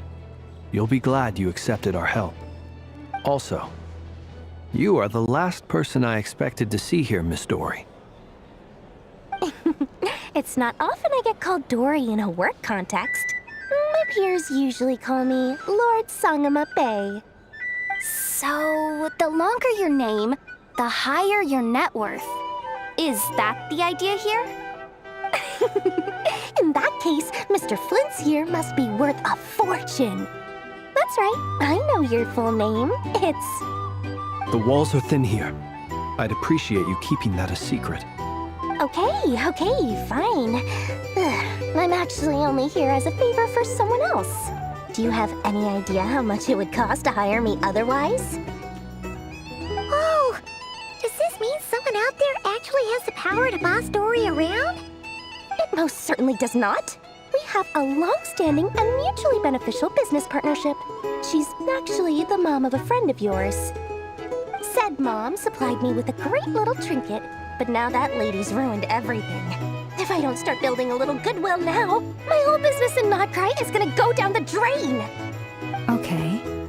So what exactly is so special about this pendant? It's a lucky charm that a great mage made for me. We have a business relationship, and she was worried that something bad might happen to me. So, she wanted me to have something that can store power to protect myself with. I finally got it all fully charged up with Kovaki, and then never went and used it all up at once! Never lost so big in my life! You're right. It was all my fault. I didn't mean to drain all the Kuvaki in the pendant, but I'll make it up to you. You will? Well, in that case, how about you give me your chess set, and we call it even? I knew you'd say that. Well, it's yours if you want it. In fact, take it now, and I'll even throw in a free Raker of Solnari. Deal? You're putting me in a difficult position here. It's a very useful thing to have around, but I have a funny feeling it won't be around much longer. I guess we'll see in a couple of days. Looks like bankruptcy for me. Hey, don't be so pessimistic. See this through and you never know. You might find a new business opportunity on the other side.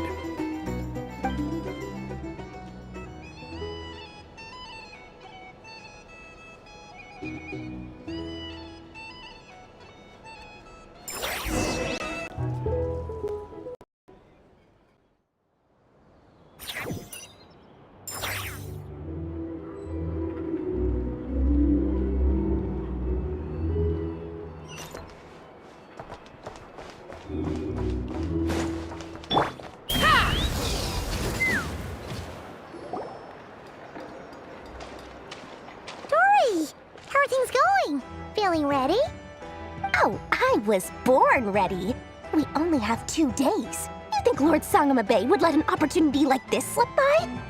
Don't forget, when something's in high demand, the people with the goods on hand get to charge the highest price of all, even higher than the sellers taking advance orders.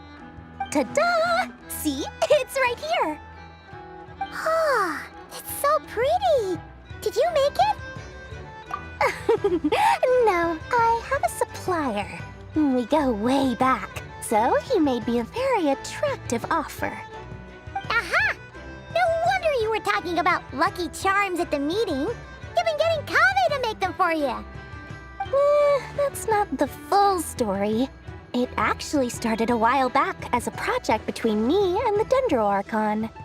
Mage Alice once warned me that this world won't stay safe forever. There may come a day when everyone faces a great crisis. I passed this on to the Dendro Archon, and she secretly brought together a research team made up of Sumeru's top scholars to invent a technology that could keep people safe. I won't go into the details because it's all very complicated, but if you want to know more, You can ask the Dendro Archon about it sometime. Anyway, point being, it was the Dendro Archon who asked Kaveh to build this little contraption. As one of the top Kasharu War talents, he was the obvious choice. Took him long enough. He stressed over it for ages. Must have gone through at least a dozen designs before producing a final product. But that's Kaveh for you. Marak delivered it to me a couple of days ago, along with a letter from Kaveh. Could I ask why I'm sending this technology to you? And what's your proposed use case? Has it been approved by the relevant authorities? So nosy. My fault for sending him the research permit to begin with. Surely Nahida must have told him you were involved in this project. He was probably just nervous because you're always so secretive about your business. Could be. Anyway, I just replied, let's hope there never has to be a use case, because it would involve grave danger. Fair enough. But it sounds like he was just being cautious. He probably felt responsible as the one who made it. Or maybe he was asking as a favor for his housemate. He's done that before. Not sure why, though. His housemate doesn't seem to really care that much about this kind of stuff. Either way, all's well that ends well. I'm just glad to finally have my hands on the product. I wouldn't want to be without it, given the potential dangers that lie ahead. Huh? What does that look mean? Paimon's just super surprised. This must be the first time we've ever seen you actually get serious about something. Well, a long time ago, I made a promise to myself. I promised that I was gonna live every day of my life with a big beaming smile. Obviously, Mora plays a big part in that. But there are always gonna be times in life when you have to give something back. That could mean paying back a debt, returning a favor, or showing some kindness.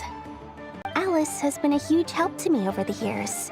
She was the first investor I ever had. And I want my investors to know that Lord Sangamabe is the best in the business. And more than that, no one knows what the future will bring. Whatever happens, I want to make sure the Dendro Archon and all of Sumeru is prepared to face whatever comes. Oh, that? I was just making sure Nefer and I are square. Don't be thinking it was some sort of benevolent act. I'm no saint, so don't treat me like something I'm not. My priority is doing the business that I want to do, so long as my conscience lets me, but it usually does. That's the Lord Sangamabe business model. All right, if you say so. I do say so, and that's the whole point. I'm a businesswoman. Don't go trying to figure out what kind of person I am. You'll exhaust yourself. Much easier for everyone involved if you just take my word for it. Oh, and could you two help me get this stuff where it needs to be? Thanks so much. You're my favorite assistants.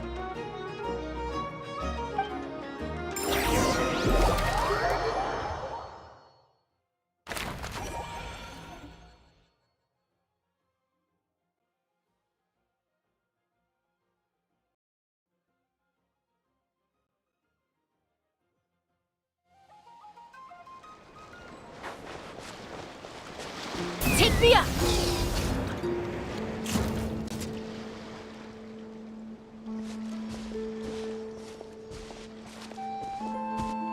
Traveler, Paimon, it's good to see you. Everything going smoothly over here? Sort of. As you're probably aware, Varka, Durin, and I captured some abyssal creatures from the Wild Hunt. Per the plan, we dissected and analyzed some samples of these creatures. The process went very smoothly. The findings, however, come with some troubling implications. What? You can actually dissect the Wild Hunt? That depends on your definition of Wild Hunt and dissection. Harmless, lifeless. These words are accurate descriptions. The Wild Hunt is an interesting phenomenon. In and of itself, it doesn't seem to possess anything akin to a human personality. But taken as a collective, The medium through which the Wild Hunt is summoned does appear to have a soul. Master griped a lot about the wise Horoptetyr, and seemed somewhat fascinated with the foul Certology. But she barely mentioned Rerir at all. I don't think that was because of his lower social standing, though. Anyway, it's a pity. I should like to hear her thoughts on the nature of the life form he has become today. It's a strange mix. The furious energy of an abyssal being channeled through a fractured physical existence. A consequence of being torn apart by an unknown power. Perhaps the only explanation for his survival in this state is that he sacrificed a degree of individuality in exchange for a continued existence. Oh, sorry. Once I get talking about interesting research, I have a tendency to go on indefinitely. Back to our research findings. Essentially, they confirm my hypothesis. Rerir's corpse is completely contaminated by the Abyss, and the effects are irreversible. You could think of this as Rerir in mutated form. But in my view, even that would be inaccurate. In reality, his whole being has been consumed by the Abyss. In other words, he is now nothing more than a manifestation of abyssal power. Unfortunately, at present, we have no means of completely eradicating abyssal power. Hence, we cannot fundamentally destroy the Reihir of Solnari either. Oh, that's terrible news! So, that's it? We can't defeat him? Not even if we get the power of the Three Moons? Miss Columbina's situation is a difficult one. She can never achieve wholeness when the world does not accept her presence. It's as if her creator banished her to a place she can never be accepted. It means she spends most of her energy just on her own survival. Given the circumstances, it's only natural to despair. But we must see this plan through to the end. Time to kick off the backup plan. Oh, Paimon almost forgot! This is for you. Dory asked us to bring it. Ah, how wonderful. Well, thank you for making the trip. Durin and I will be heading off shortly. I'm sorry I won't be there to protect you in person this time. Please be careful. All right then. Stay safe.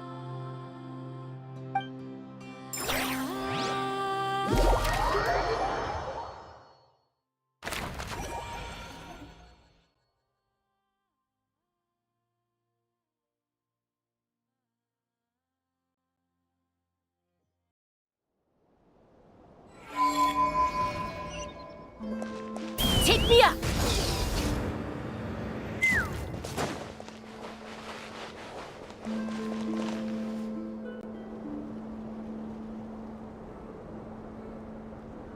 Miss Lauma, is everyone here? Yes. The fate of my flock is in your hands, Grandmaster Varka. Please keep them safe. My lady, what are you saying? Within the next 24 hours, we will face the biggest crisis the world has ever seen. This is not a burden that we deserve to bear. But I believe that we reap what we sow in this life. So I intend to act. I must do what I think is right. For me, that means fighting for the future of Nodcry. This gentleman is the Grand Master of the Knights of Favonius, Varka, Knight of Boreas. In my absence, please follow his lead. Hey, everyone. Guess I should introduce myself. Well, to start with, I know my way around a battlefield. The biggest strengths are honesty and hard-workingness. Anyway, point is, I don't intend to let Lauma down. I'm gonna do everything in my power to keep every last one of you safe and sound.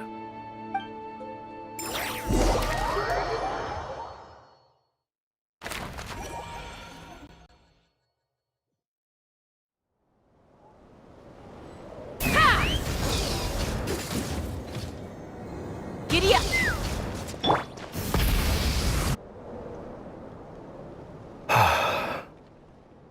Something on your mind? Miss Columbina, was it? I believe that's how the others addressed you. That's right. Names are funny things. Have you always been called Dainsleif? Yes. I take it your own name has a more complicated history. I have a different relationship with names than other people. To be honest, I'm not even sure that Columbina is my name. At least, not in the same way that Dainsleif is yours. But it's what everyone calls me, and I go along with it. A lot of my life has been that way. I get so used to things that I forget to question why they are so. I never used to think much about where names come from, or what they mean to people.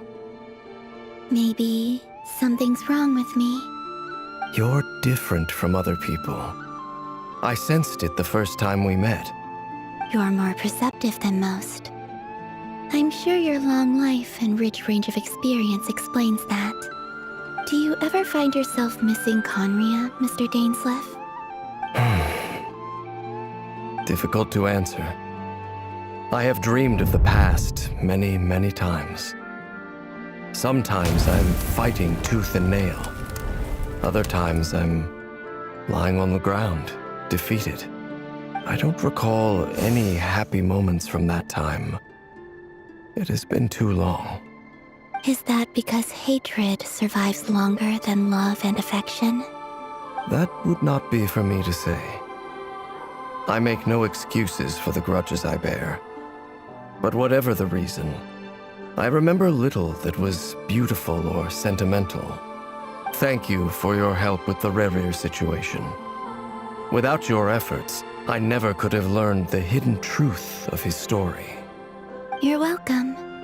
I know he's your friend. Friend? He betrayed me. And I never really understood what he was going through in life. Some friendship, that is. Okay. So, do you plan to fight him with us? You see, you're torn. Now you know what really happened. You see the things he's done in a new light. I need some time. Of course. I completely understand. Anyone else in your position would feel conflicted too. Actually, I went through something similar myself recently. Something happened that changed my perspective on a situation. A situation I took for granted at the time, but now I feel very grateful for it. You mean the Harbingers who still support you, even though you've left the Fatui? Yes. I always thought they were only helping me because Harbingers are forced to work together. But then I abandoned them. A warrant was even put out for my arrest. And even now, they still support me. Which means I was wrong about them all along. Clearly, they view you as a friend. I feel a little guilty now. I regret not seeing her help for what it was, and not treasuring it. I see the guilt that you're feeling now, because I feel it too. Hopefully, talking about it will do us both some good. Have you noticed that the Traveler and Paimon are over there? I think they've been listening. Huh. Shall we say hello? Sure. Hello. Ah! They caught us!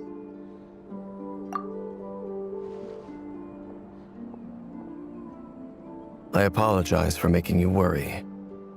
No doubt you wish to know where I stand on the plan to take down the Recher of Solnari. I'm afraid I need a little time, but I will seriously consider joining you. You will? Oh, thank you so much! Everyone will be so grateful to hear that! They needn't be. This was something that I was going to have to face up to eventually. That doesn't matter to them. They're grateful to you regardless. You can't control their gratitude, so just accept it. And then, have a think about whether you're willing to join us.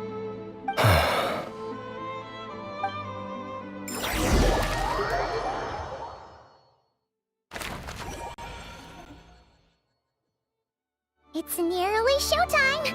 Let's go rendezvous with the others. You know the place.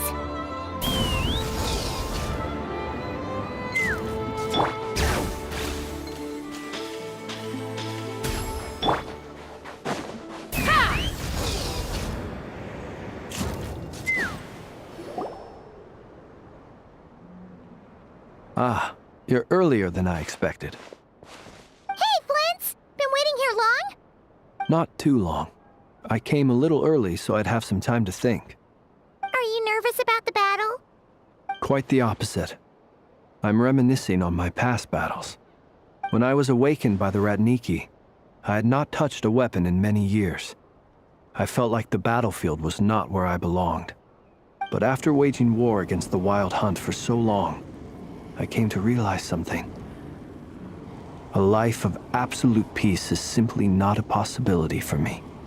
My restless flame indicates that somewhere inside of me, there is a deep yearning to root out the evil in this world. Oh, that doesn't sound like such a bad thing. Well, in the past, when I was a Fae whose primary concern was hibernation, it was hardly ideal. But it certainly serves me well here in the present. And I am delighted to be able to join forces with you in this endeavor. Looks like I'm not the first to arrive. Ah, Miss Lauma. Did you sleep okay last night? I struggled to settle down at first, because of the nerves. But don't worry. I got enough sleep in the end. I'll be just fine. Please, I'm just doing my part. Never! Over here! Aino asked me to relay a message. She said Anefa will be on high alert and keep a close watch over all secondary districts where defense is required, providing support as necessary. Meanwhile, Aino herself will provide range support to us directly, using her latest invention. Excellent. My thanks to all involved. The chess set's looking a little unstable. It won't hold him much longer. We should be prepared to engage at a moment's notice. No sense sitting around waiting. Let's make the first move while we still have the option. I agree. Paimon, find a safe hiding place. Got it! Be careful, Traveler! I will.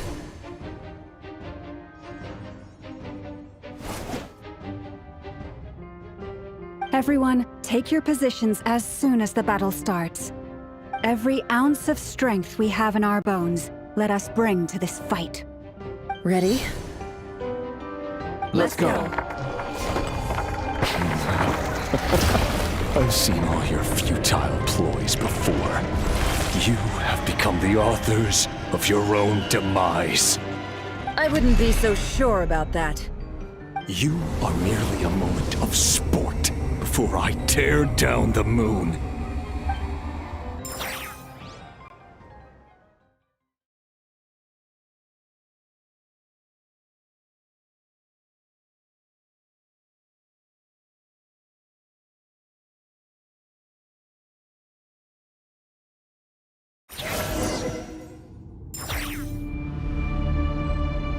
Stay on your toes. Yep, you too. Move. Leave this. Close your eyes. Let me help you guys. Moonlight. Moonlight. Break. Move. The moonlight betrays you. Seek within. With one heart, we pray. Observe.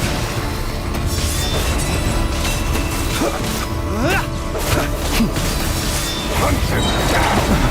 Keep your distance. Move. Can't hide the truth.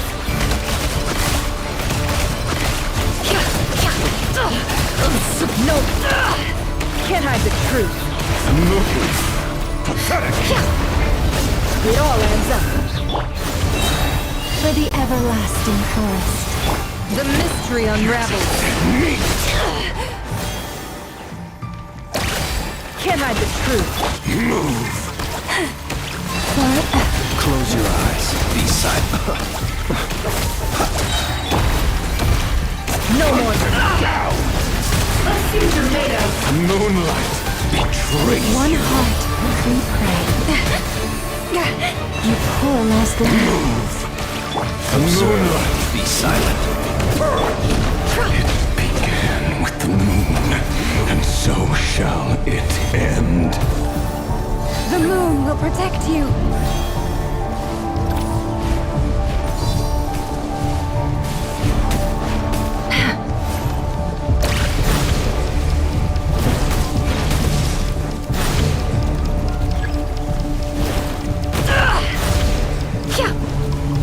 Observe.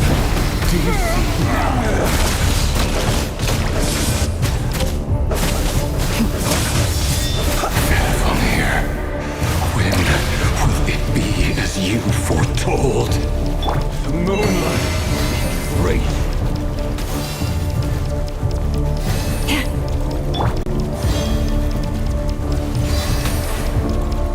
Be silent.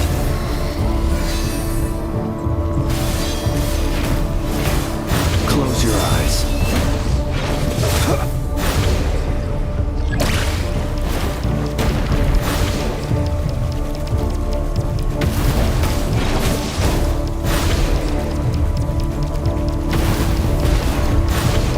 Observe. Fear is not welcome here. It all adds up. Bombs away!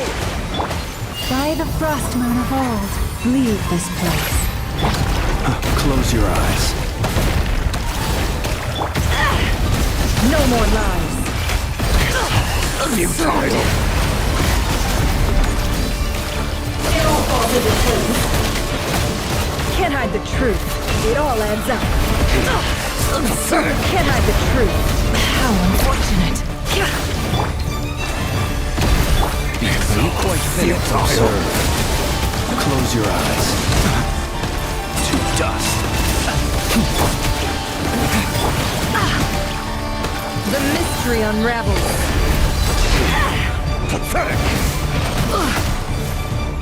It all falls into place. Hunt him down. With one heart, we pray. Forest? Be silent. Futile. No more lies. Pathetic.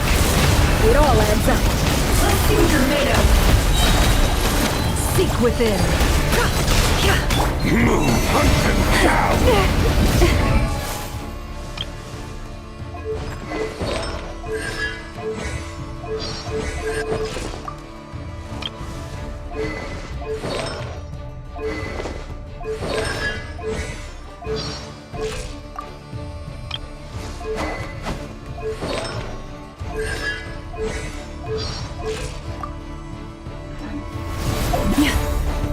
The moonlight.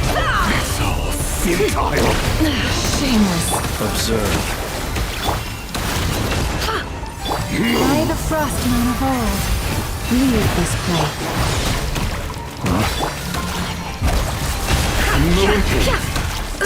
Hunt him down. Your little game of heroics is over. Who wants to go first?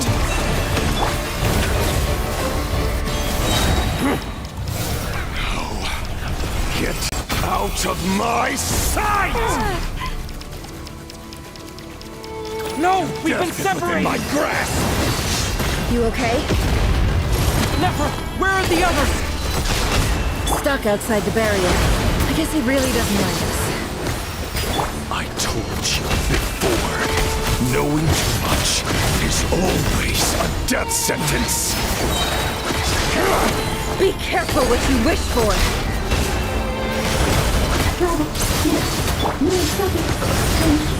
Selma! Can you hear me? Silence. forces are gone. But at least I know they're still there. I need to focus. Stick to the plan. Remember my most important task. Just keep stalling him. If I can stall him for long enough, the moment will come. It all falls into place.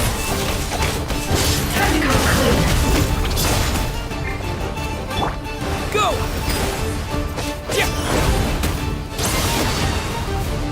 Run. It all adds up. Hide. Yeah! The mystery unravels. No more lies.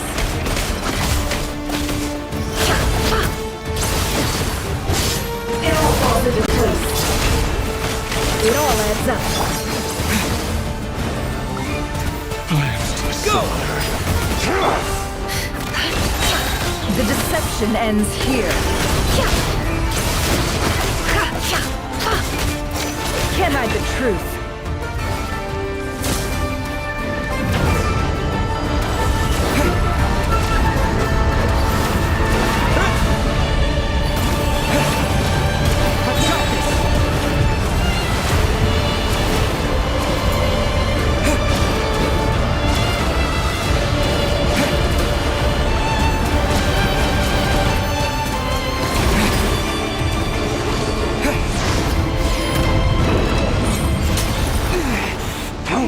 Broken. I can't keep this up. Don't push your luck.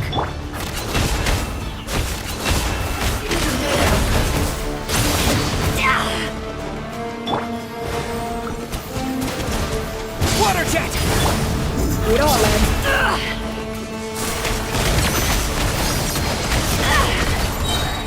The mystery unravels. No more lies.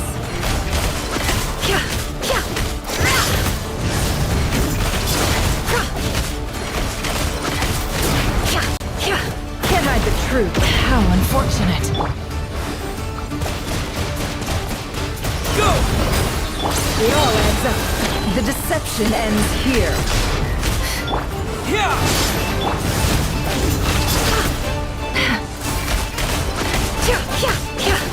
No more lies. Let's see what you're made of.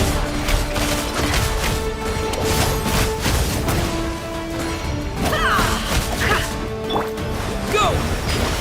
Can't hide the truth. Bombs away! Seek within. No more lies. Let's see what you're made of.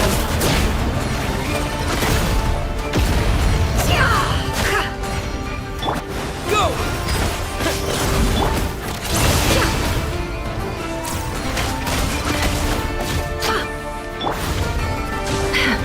Can't hide the truth.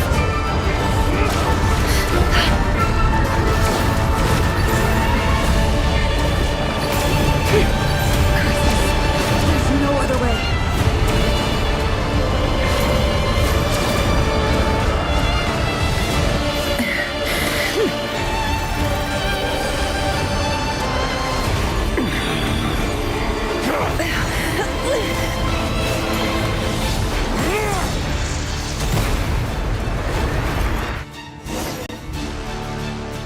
The only way to defeat Rarer is to borrow his own power. That means Columbina will have to disappear while you two bear the brunt of his attacks. You have to hold on. Find a way to keep him focused on killing the two of you.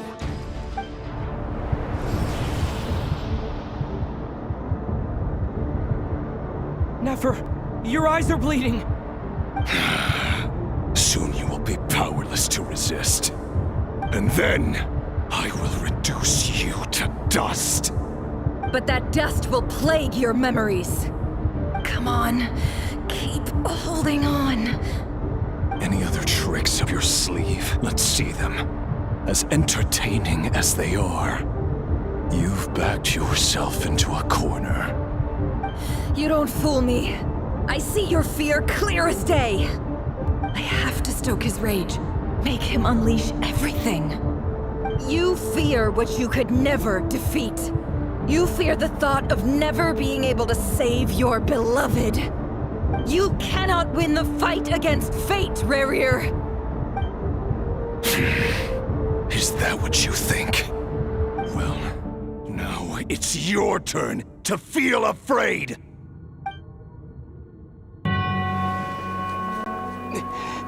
You fear the sound of your own name?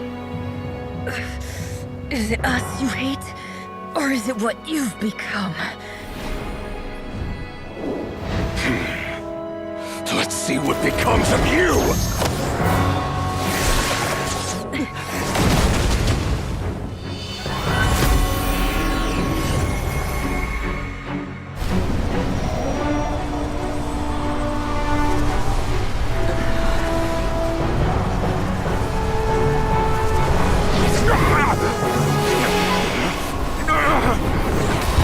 What's happening?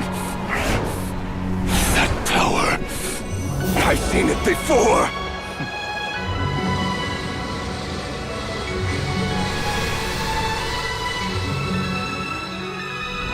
His power is on another level.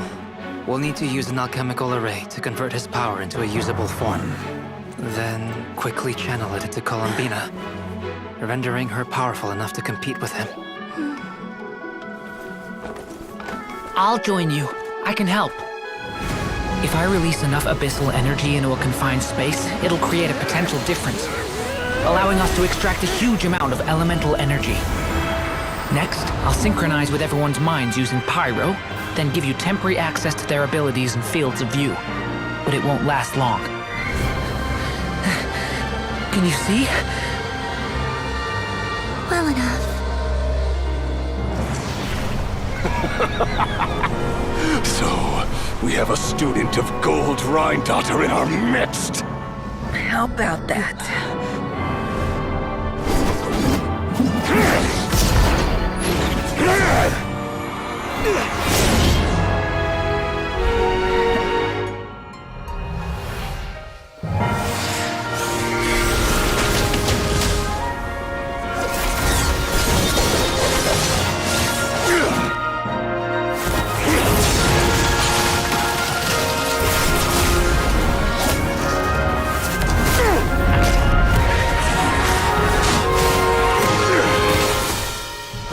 You use my own power against me? Just like how you stole Kuvaki. Look familiar?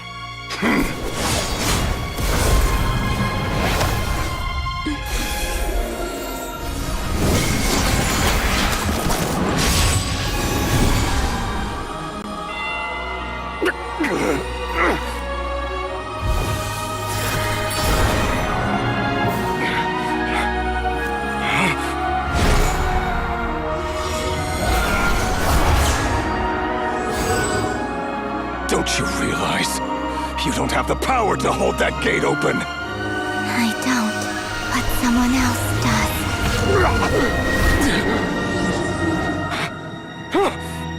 Goodbye, Rerir.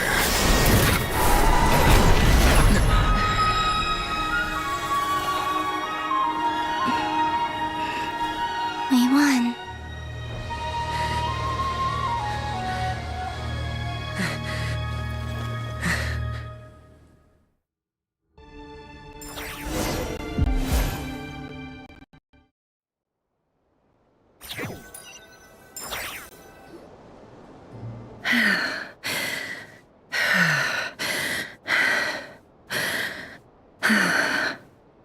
Nefer, how are your eyes?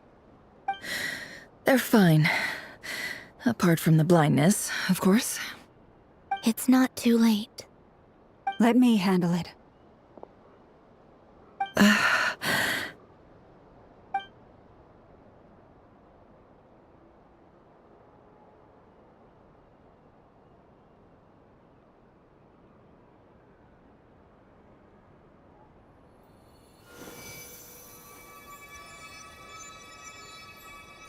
Miss Nefer, it's not like you to lose your composure. That was the most reckless thing I've ever seen you do. Reckless how? The situation was critical. Our lives were at stake. We had to do something. Even so. Okay. I guess you're right. Under the circumstances, it was a wise decision. You traded your eyes for an incredible victory. In business terms, I suppose that's a huge return on investment. I'd be hard-pressed to argue otherwise. Still, I don't like this outcome, and I don't want you to lose your sight for good. People suffer when they make sacrifices they shouldn't have to make, whether that means faith, strength, or in this case, your ability to even see. I had hoped you could win without sacrificing so much as a single hair on your head. Thank you. Really. All done. Don't try and open your eyes just yet. We'll see how you're doing in a couple of days. Until then, please follow your recovery plan to the letter. I'll send full details through Yehoda. For now, just get yourself home, relax, and rest.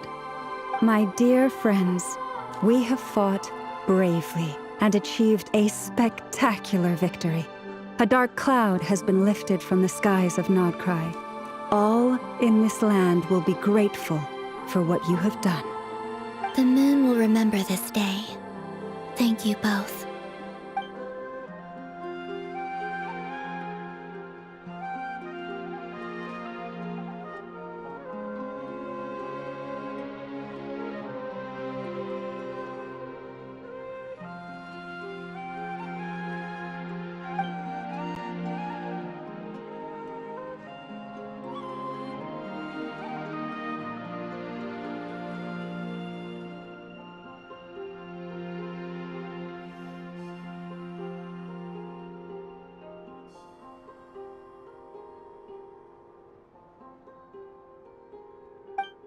There's something I want to let you know.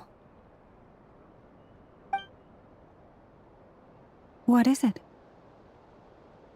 When Durin connected everyone's minds so I could access their powers, I also felt everything they felt. And since Nefer's eyes were injured, my eyes are hurting now too. Huh. Hold on. Let me try.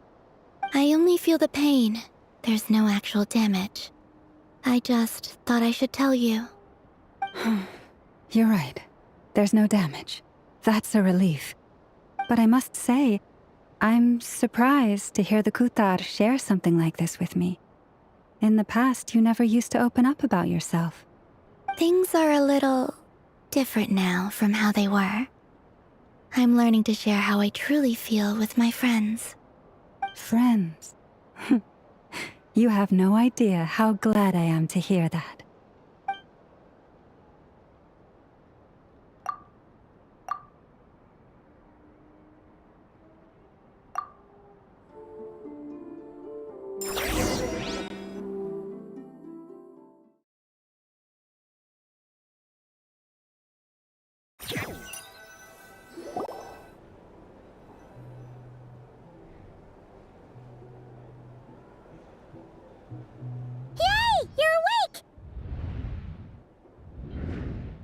How are you feeling?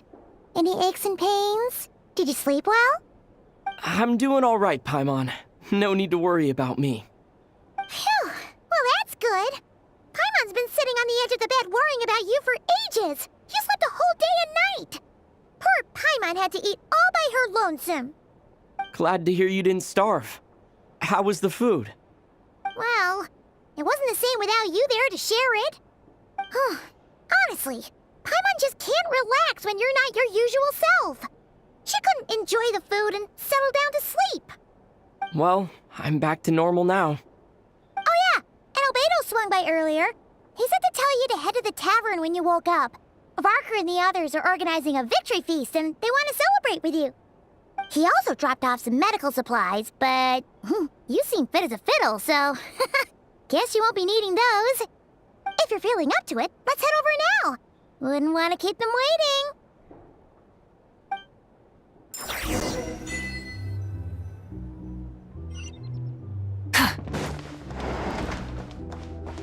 Let's fly!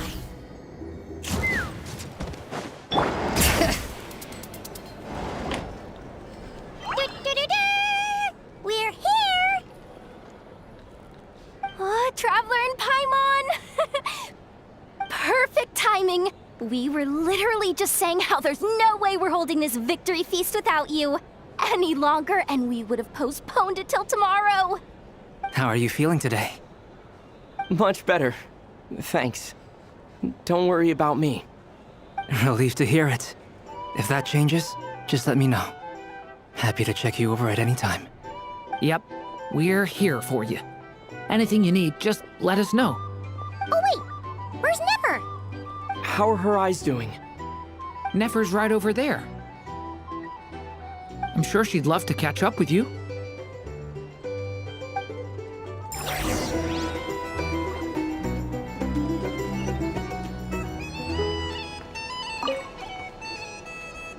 Hello, you. Recovered from the battle?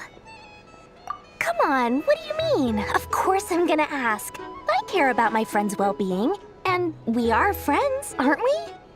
Get yourself a drink. You've more than earned it. In fact, today, your drinks are on me. Lord Sangamabe's got you covered. Wow, really? What about Paimon? Has she earned it too? Has she? Please? Well, you haven't been through quite as much as the Traveler, but... what the heck, sure. Yay! Wow! Drinks on Dory! What a historic day. Hey, keep your voice down, or everyone else is gonna want in too.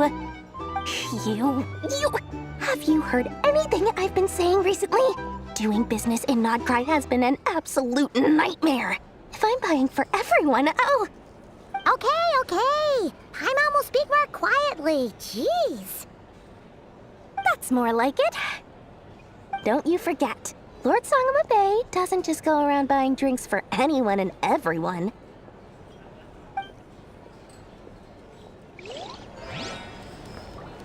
Bring it! Our drink recommendations? Well, for starters, I Never! Traveler, Paimon, are you recovering well? Turns out that moon chanter has some real talent after all. My eyes were mostly recovered after just a couple days' rest. I can actually open them again now. Yeah, but you gotta be careful. Lauma says not to strain your eyes while they're still healing. Yes, thank you. I'm well aware. Yehoda, could I borrow you for a moment? I could do with an extra pair of hands. Oh, sure. Coming. Did you hear that? I gotta go help Lauma for a second. You guys chat among yourselves. I'll grab us some drinks on the way back. Paimon, you still like 'em sweet? You bet. Make it extra sweet, because Paimon's earned it. Sure thing.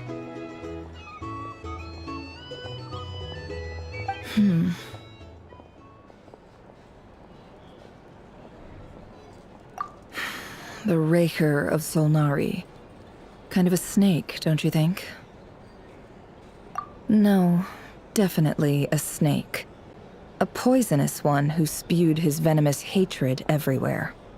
Anyone who seeks revenge out of hatred for other people has become a snake. That's something my dad used to say. Perhaps. I'm sure it sounds like a very wise and open-hearted perspective to your ears. But me? I think hatred is a perfectly justifiable emotion.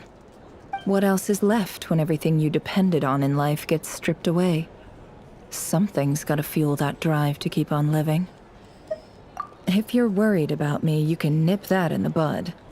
I'm not someone who gets stuck in the past. It's just... I suddenly feel like I was wrong to call my father a liar. He was just a fool. That's why the Academia turned their back on him, and why the other tribes ganged up on him. Oh, Father. How much better things could have been if you were a skilled liar. Look at the Ibis King. Thoth is a fiendishly cunning liar. And yet, strangely, he feels more like a father to me than my real dad ever was. He's never brought it up, but I'd bet he feels the same way. Why else would he give me the power to perceive the truth, while at the same time training me in the art of deception? Well, King Deshret banished him to Aru, which is essentially a prison, and posed 3 questions to him. He promised that he'd have his freedom if he could find the answers. His response was to take on a physical form and approach me, hoping that I could become his envoy and search for one of the answers on his behalf. Did he really think I'd fall for that? He's stuck there. He can't make me return what he gave to me. So that's enough for you to decide he's nice, is it? He's a prisoner, and he was scared. So he decided to perform some good deeds to win people's approval. He lives in fear because he's a deceiver. How is Rerir any different? You can't work as a spy your whole life and expect a happy ending. It's preposterous. Yet I can't say I don't understand it.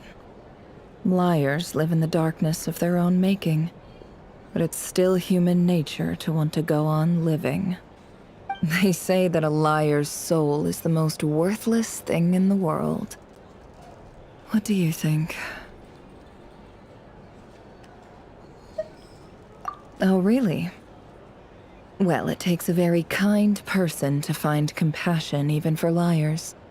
If you ask me, the soul of a liar really is worth nothing, because all they care about is themselves. For example, when something good falls into my lap, I don't go sharing the news around. Stops other people trying to steal it from me.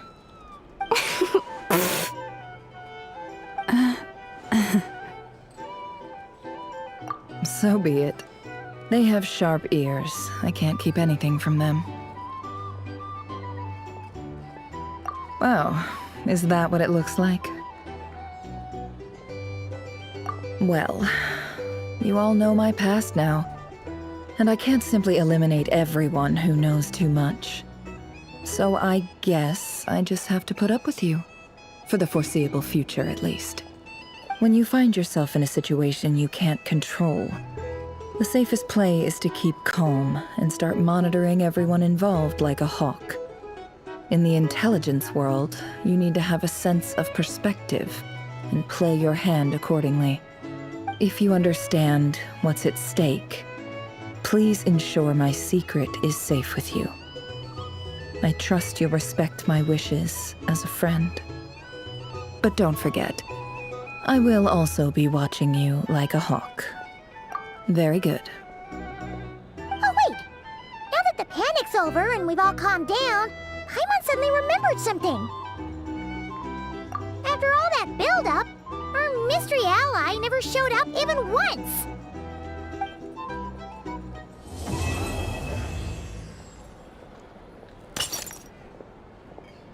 Huh? Am I imagining things?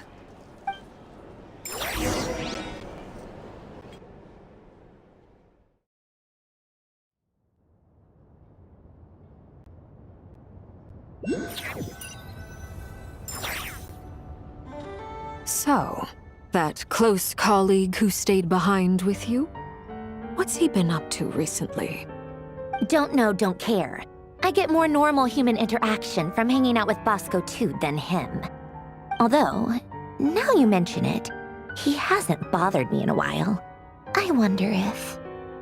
If he's disappeared without a trace, it's the biggest gift he ever gave to the world.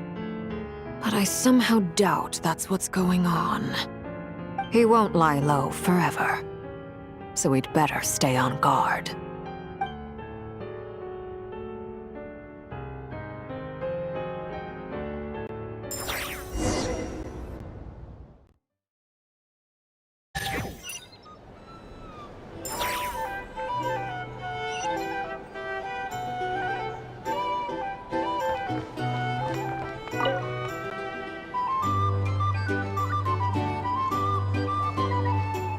Ah, Lord Sangama Bay.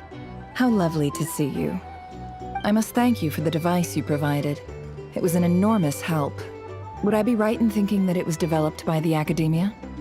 Why come and ask me when you clearly know already? I mostly came to thank you.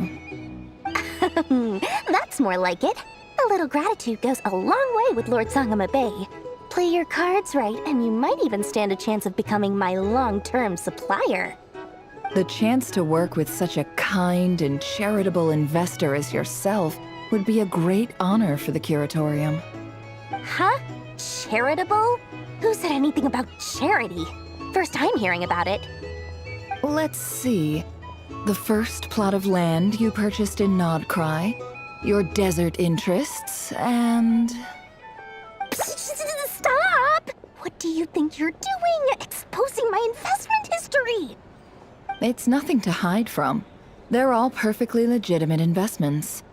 And some of the land you purchased was with the intent of building a sanctuary? Yes, I heard about that too. How did you... You're a curious case, Lord Sangamabe. You don't like people finding out about your good deeds, do you? But I'm afraid no matter how hard you try to keep things under wraps, where there's a will, there's a way. You did it for Sumeru, didn't you? It was empty land that was gonna go to waste otherwise. I figured if I built something there, it might at least get some use in an emergency. Disasters are capricious things. They strike without any warning. I've lost family to a disaster before, and I don't want to lose any friends or business partners if I can help it. My elder sister used to dream of finding a sanctuary. Somewhere with plenty of food, water, and medicine. Where everyone could live happy lives. It was something I looked into, but after discussing things with the Dendro Archon, I decided on a more effective strategy. The tech people handled the tech, and Moneybags provided the Mora. It just made the most sense. It's a pity that so few people know the truth about you. Everyone says that you view everything in terms of Mora, and all you care about is growing your own wealth. So, what's the problem with that? Everyone wants to be rich. It's human nature. So yes, I love Mora, and it's nothing to be ashamed of. But surely you have dreams of your own beyond just making Mora. You don't get it, do you? My dream is to invest in other people's dreams. And, you know, make a nice little slice for myself along the way. Just thinking about it makes me happy. That sweet, sweet sound of Mora. Thank you. For the device? And the pendant. Oh, that.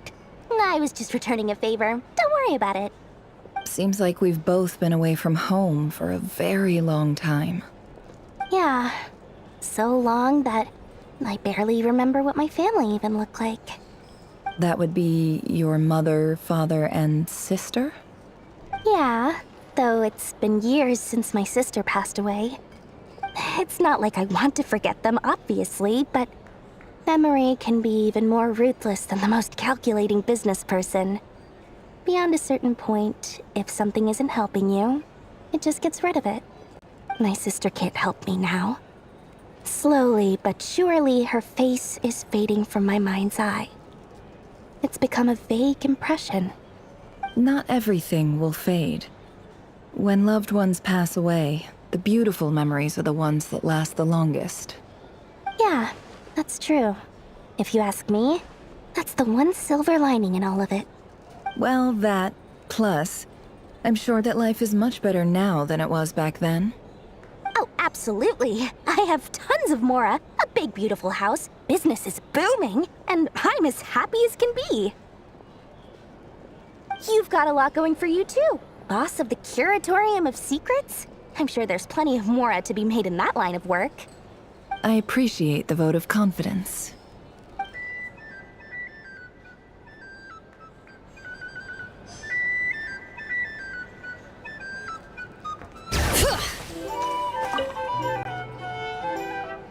How have you been holding up?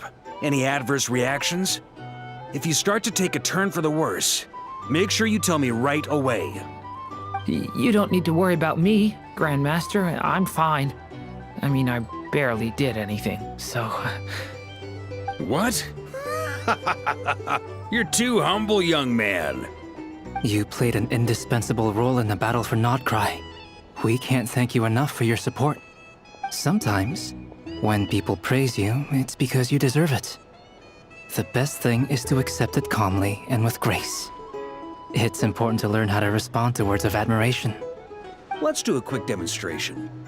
Albedo, that was an incredible feat of alchemy. The pressure was on, but you worked flawlessly at lightning speed to get the job done. Thank you. I can't take all the credit, though. Durin played a big part in forming the alchemical array. See? Did you catch that? A masterclass in how to take a compliment. Okay, yeah. I did work pretty hard to help prepare for the battle. No point denying that. Hey, you guys! Hey, look who's bounced back. Looking good, traveler. Seems like you've recovered. You won't need to take any more medication. Can I get you a drink? Huh? You know how to order at a bar now? You've sure learned a lot recently. Handling a drinks order is ridiculously simple compared to alchemy. Don't worry, I'll blend into society yet. Paimon believes it. You're clearly a fast learner, just like your brother. To be totally honest, though, Paimon didn't quite follow all the details when you first explained the plan to us. Don't worry, that's completely understandable. Unless you're a student of alchemy, it's hard to grasp the principle and how the process works. To put it in the simplest terms, we saw how our enemy stole the power of Kuvaki. And that gave us the idea of stealing his power to turn it against him. When facing an enemy you have no hope of defeating, it's best not to engage them in battle.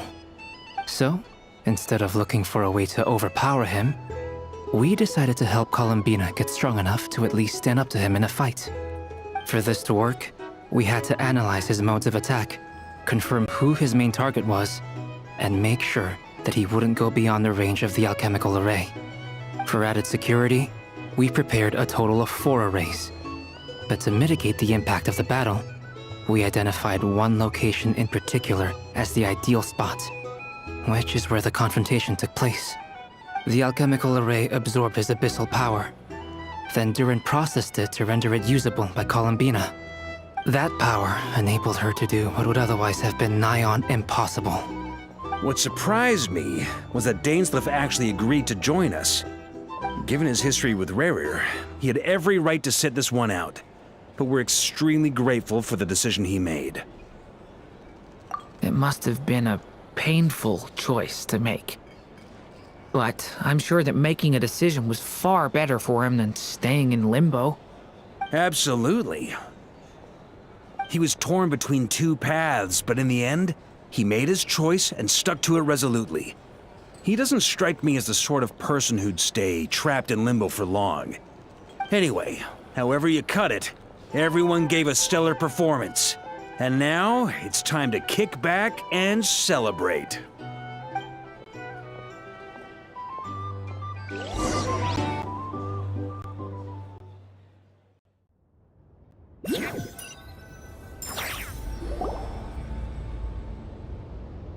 That's the only reason you're here. Yes. I've thought a lot about it. And I've realized that you, me, and Arlecchino should be friends. I think this is very important. So I felt I had to come and tell you. Well, this is a new one. I'm so moved. I can't even hold my teacup. If that's all, you can leave now. Do you not want to be friends with me? Or is it that you prefer being co-workers? What is this, Columbina? Are you deliberately testing my patience threshold? Right now, my politeness module is active. But if you say another word, I swear I'll shut it down. If your politeness module was active, wouldn't you say the word please at some point? Polonia, please see Lady Columbina to the door. Will you still invite me to your next tea party? What? Yes, I think you will. Bye-bye, dear Sandrone.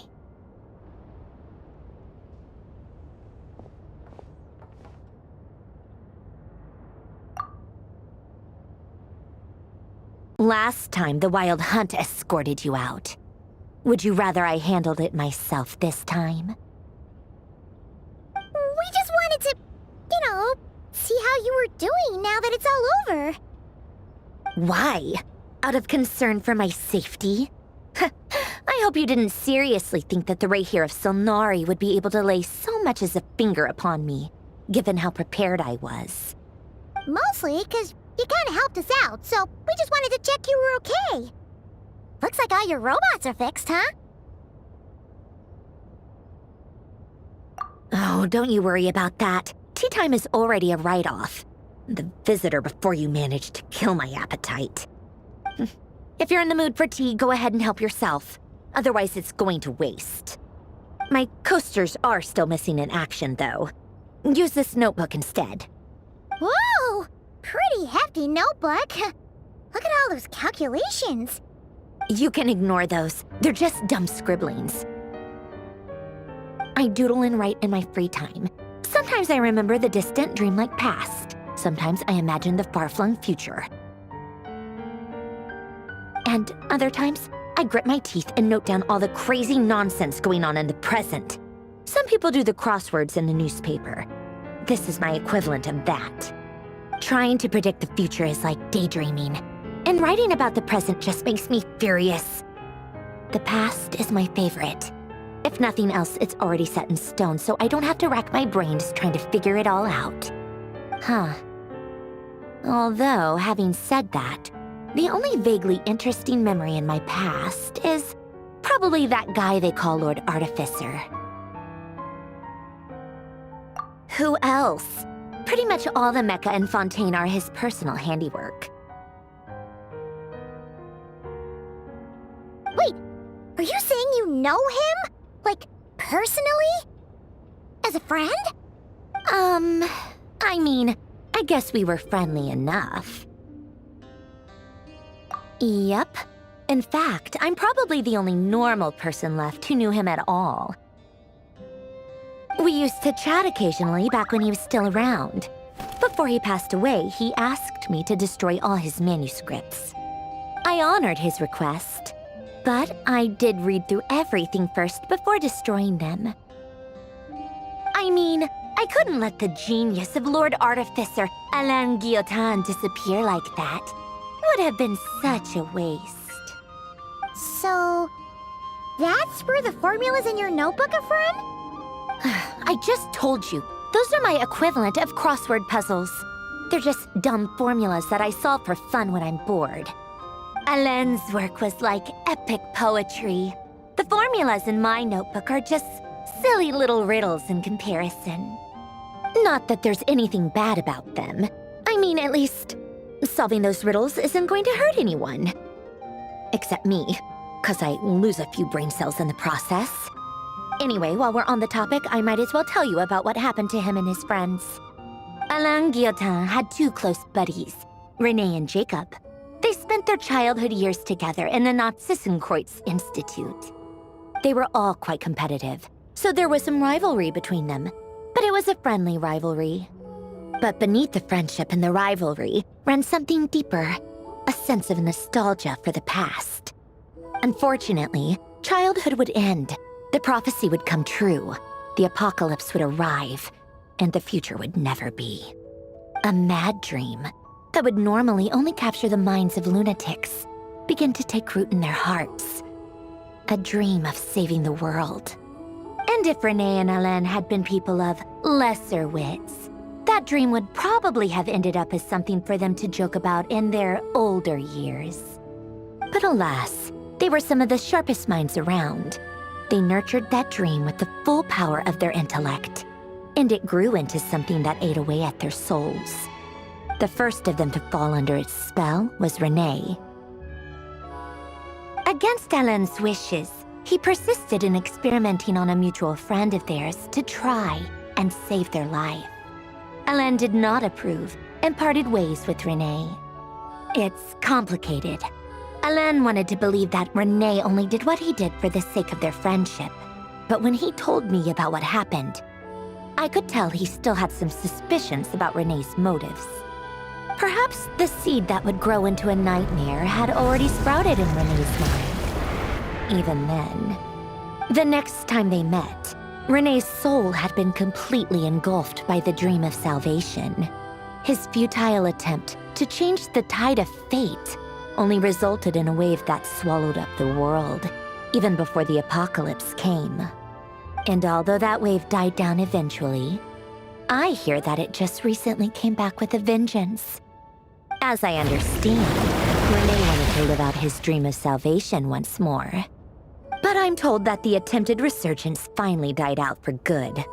At long last, Renee awoke from his deluded dream. Though of course by then it was far too late. What do you think of Renee? Do you admire his transcendent genius? His view that any price was worth paying to achieve the lofty goal of saving the world? Or do you despise him? Dismiss him as an evil madman who wrought havoc on the lives of everyone around him as he pursued his delusional dream? Same difference, really. Just a matter of perspective.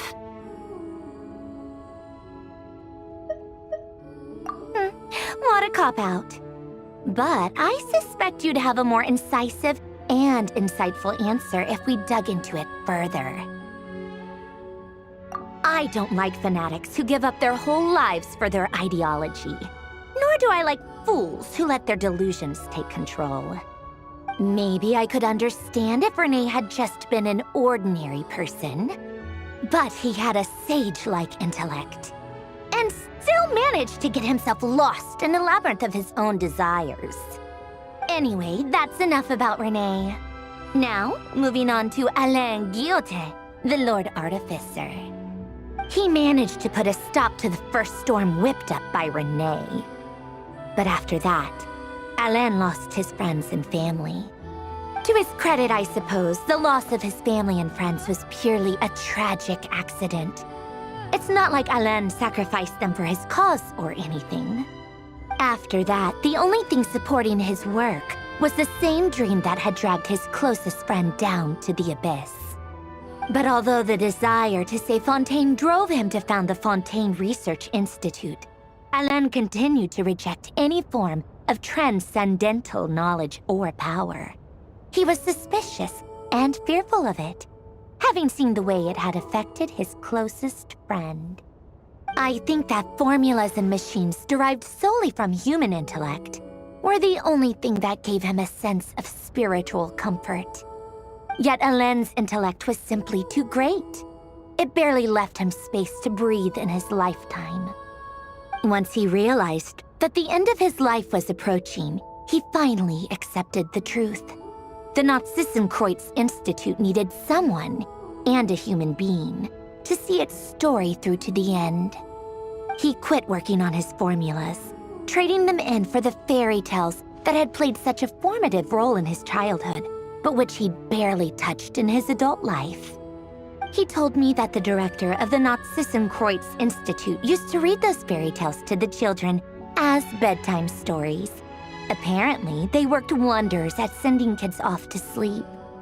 I think that all he wanted at that time in his life was to be able to sleep deeply without being plagued by depression. By that point, nothing else really mattered. At the very end, he laid down to rest in the ruins of the former Nazissenkreuz Institute orphanage, while the Fontaine Research Institute he had founded continued tirelessly with its work.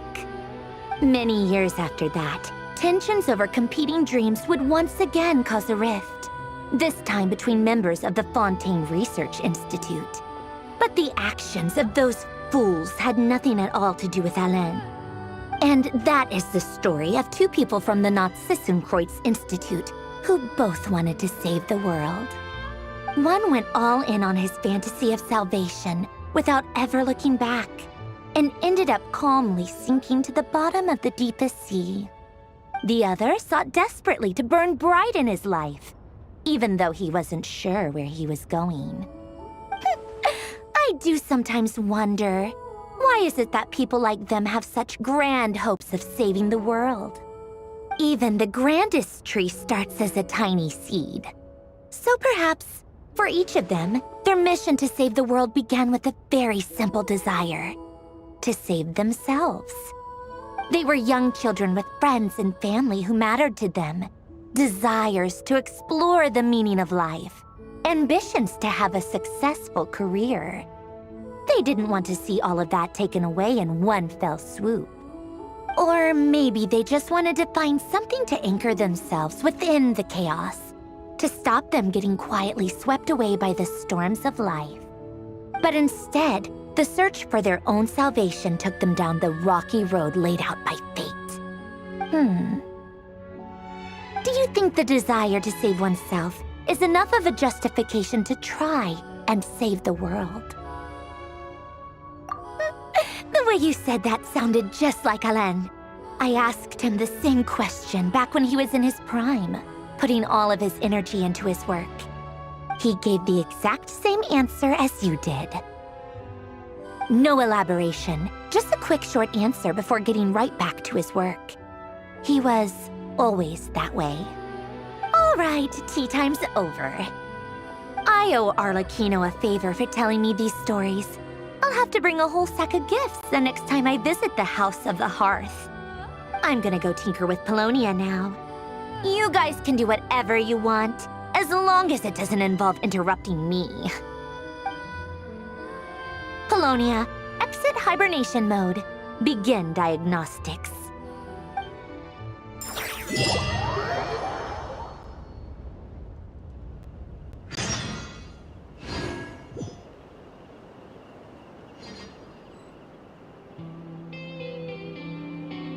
You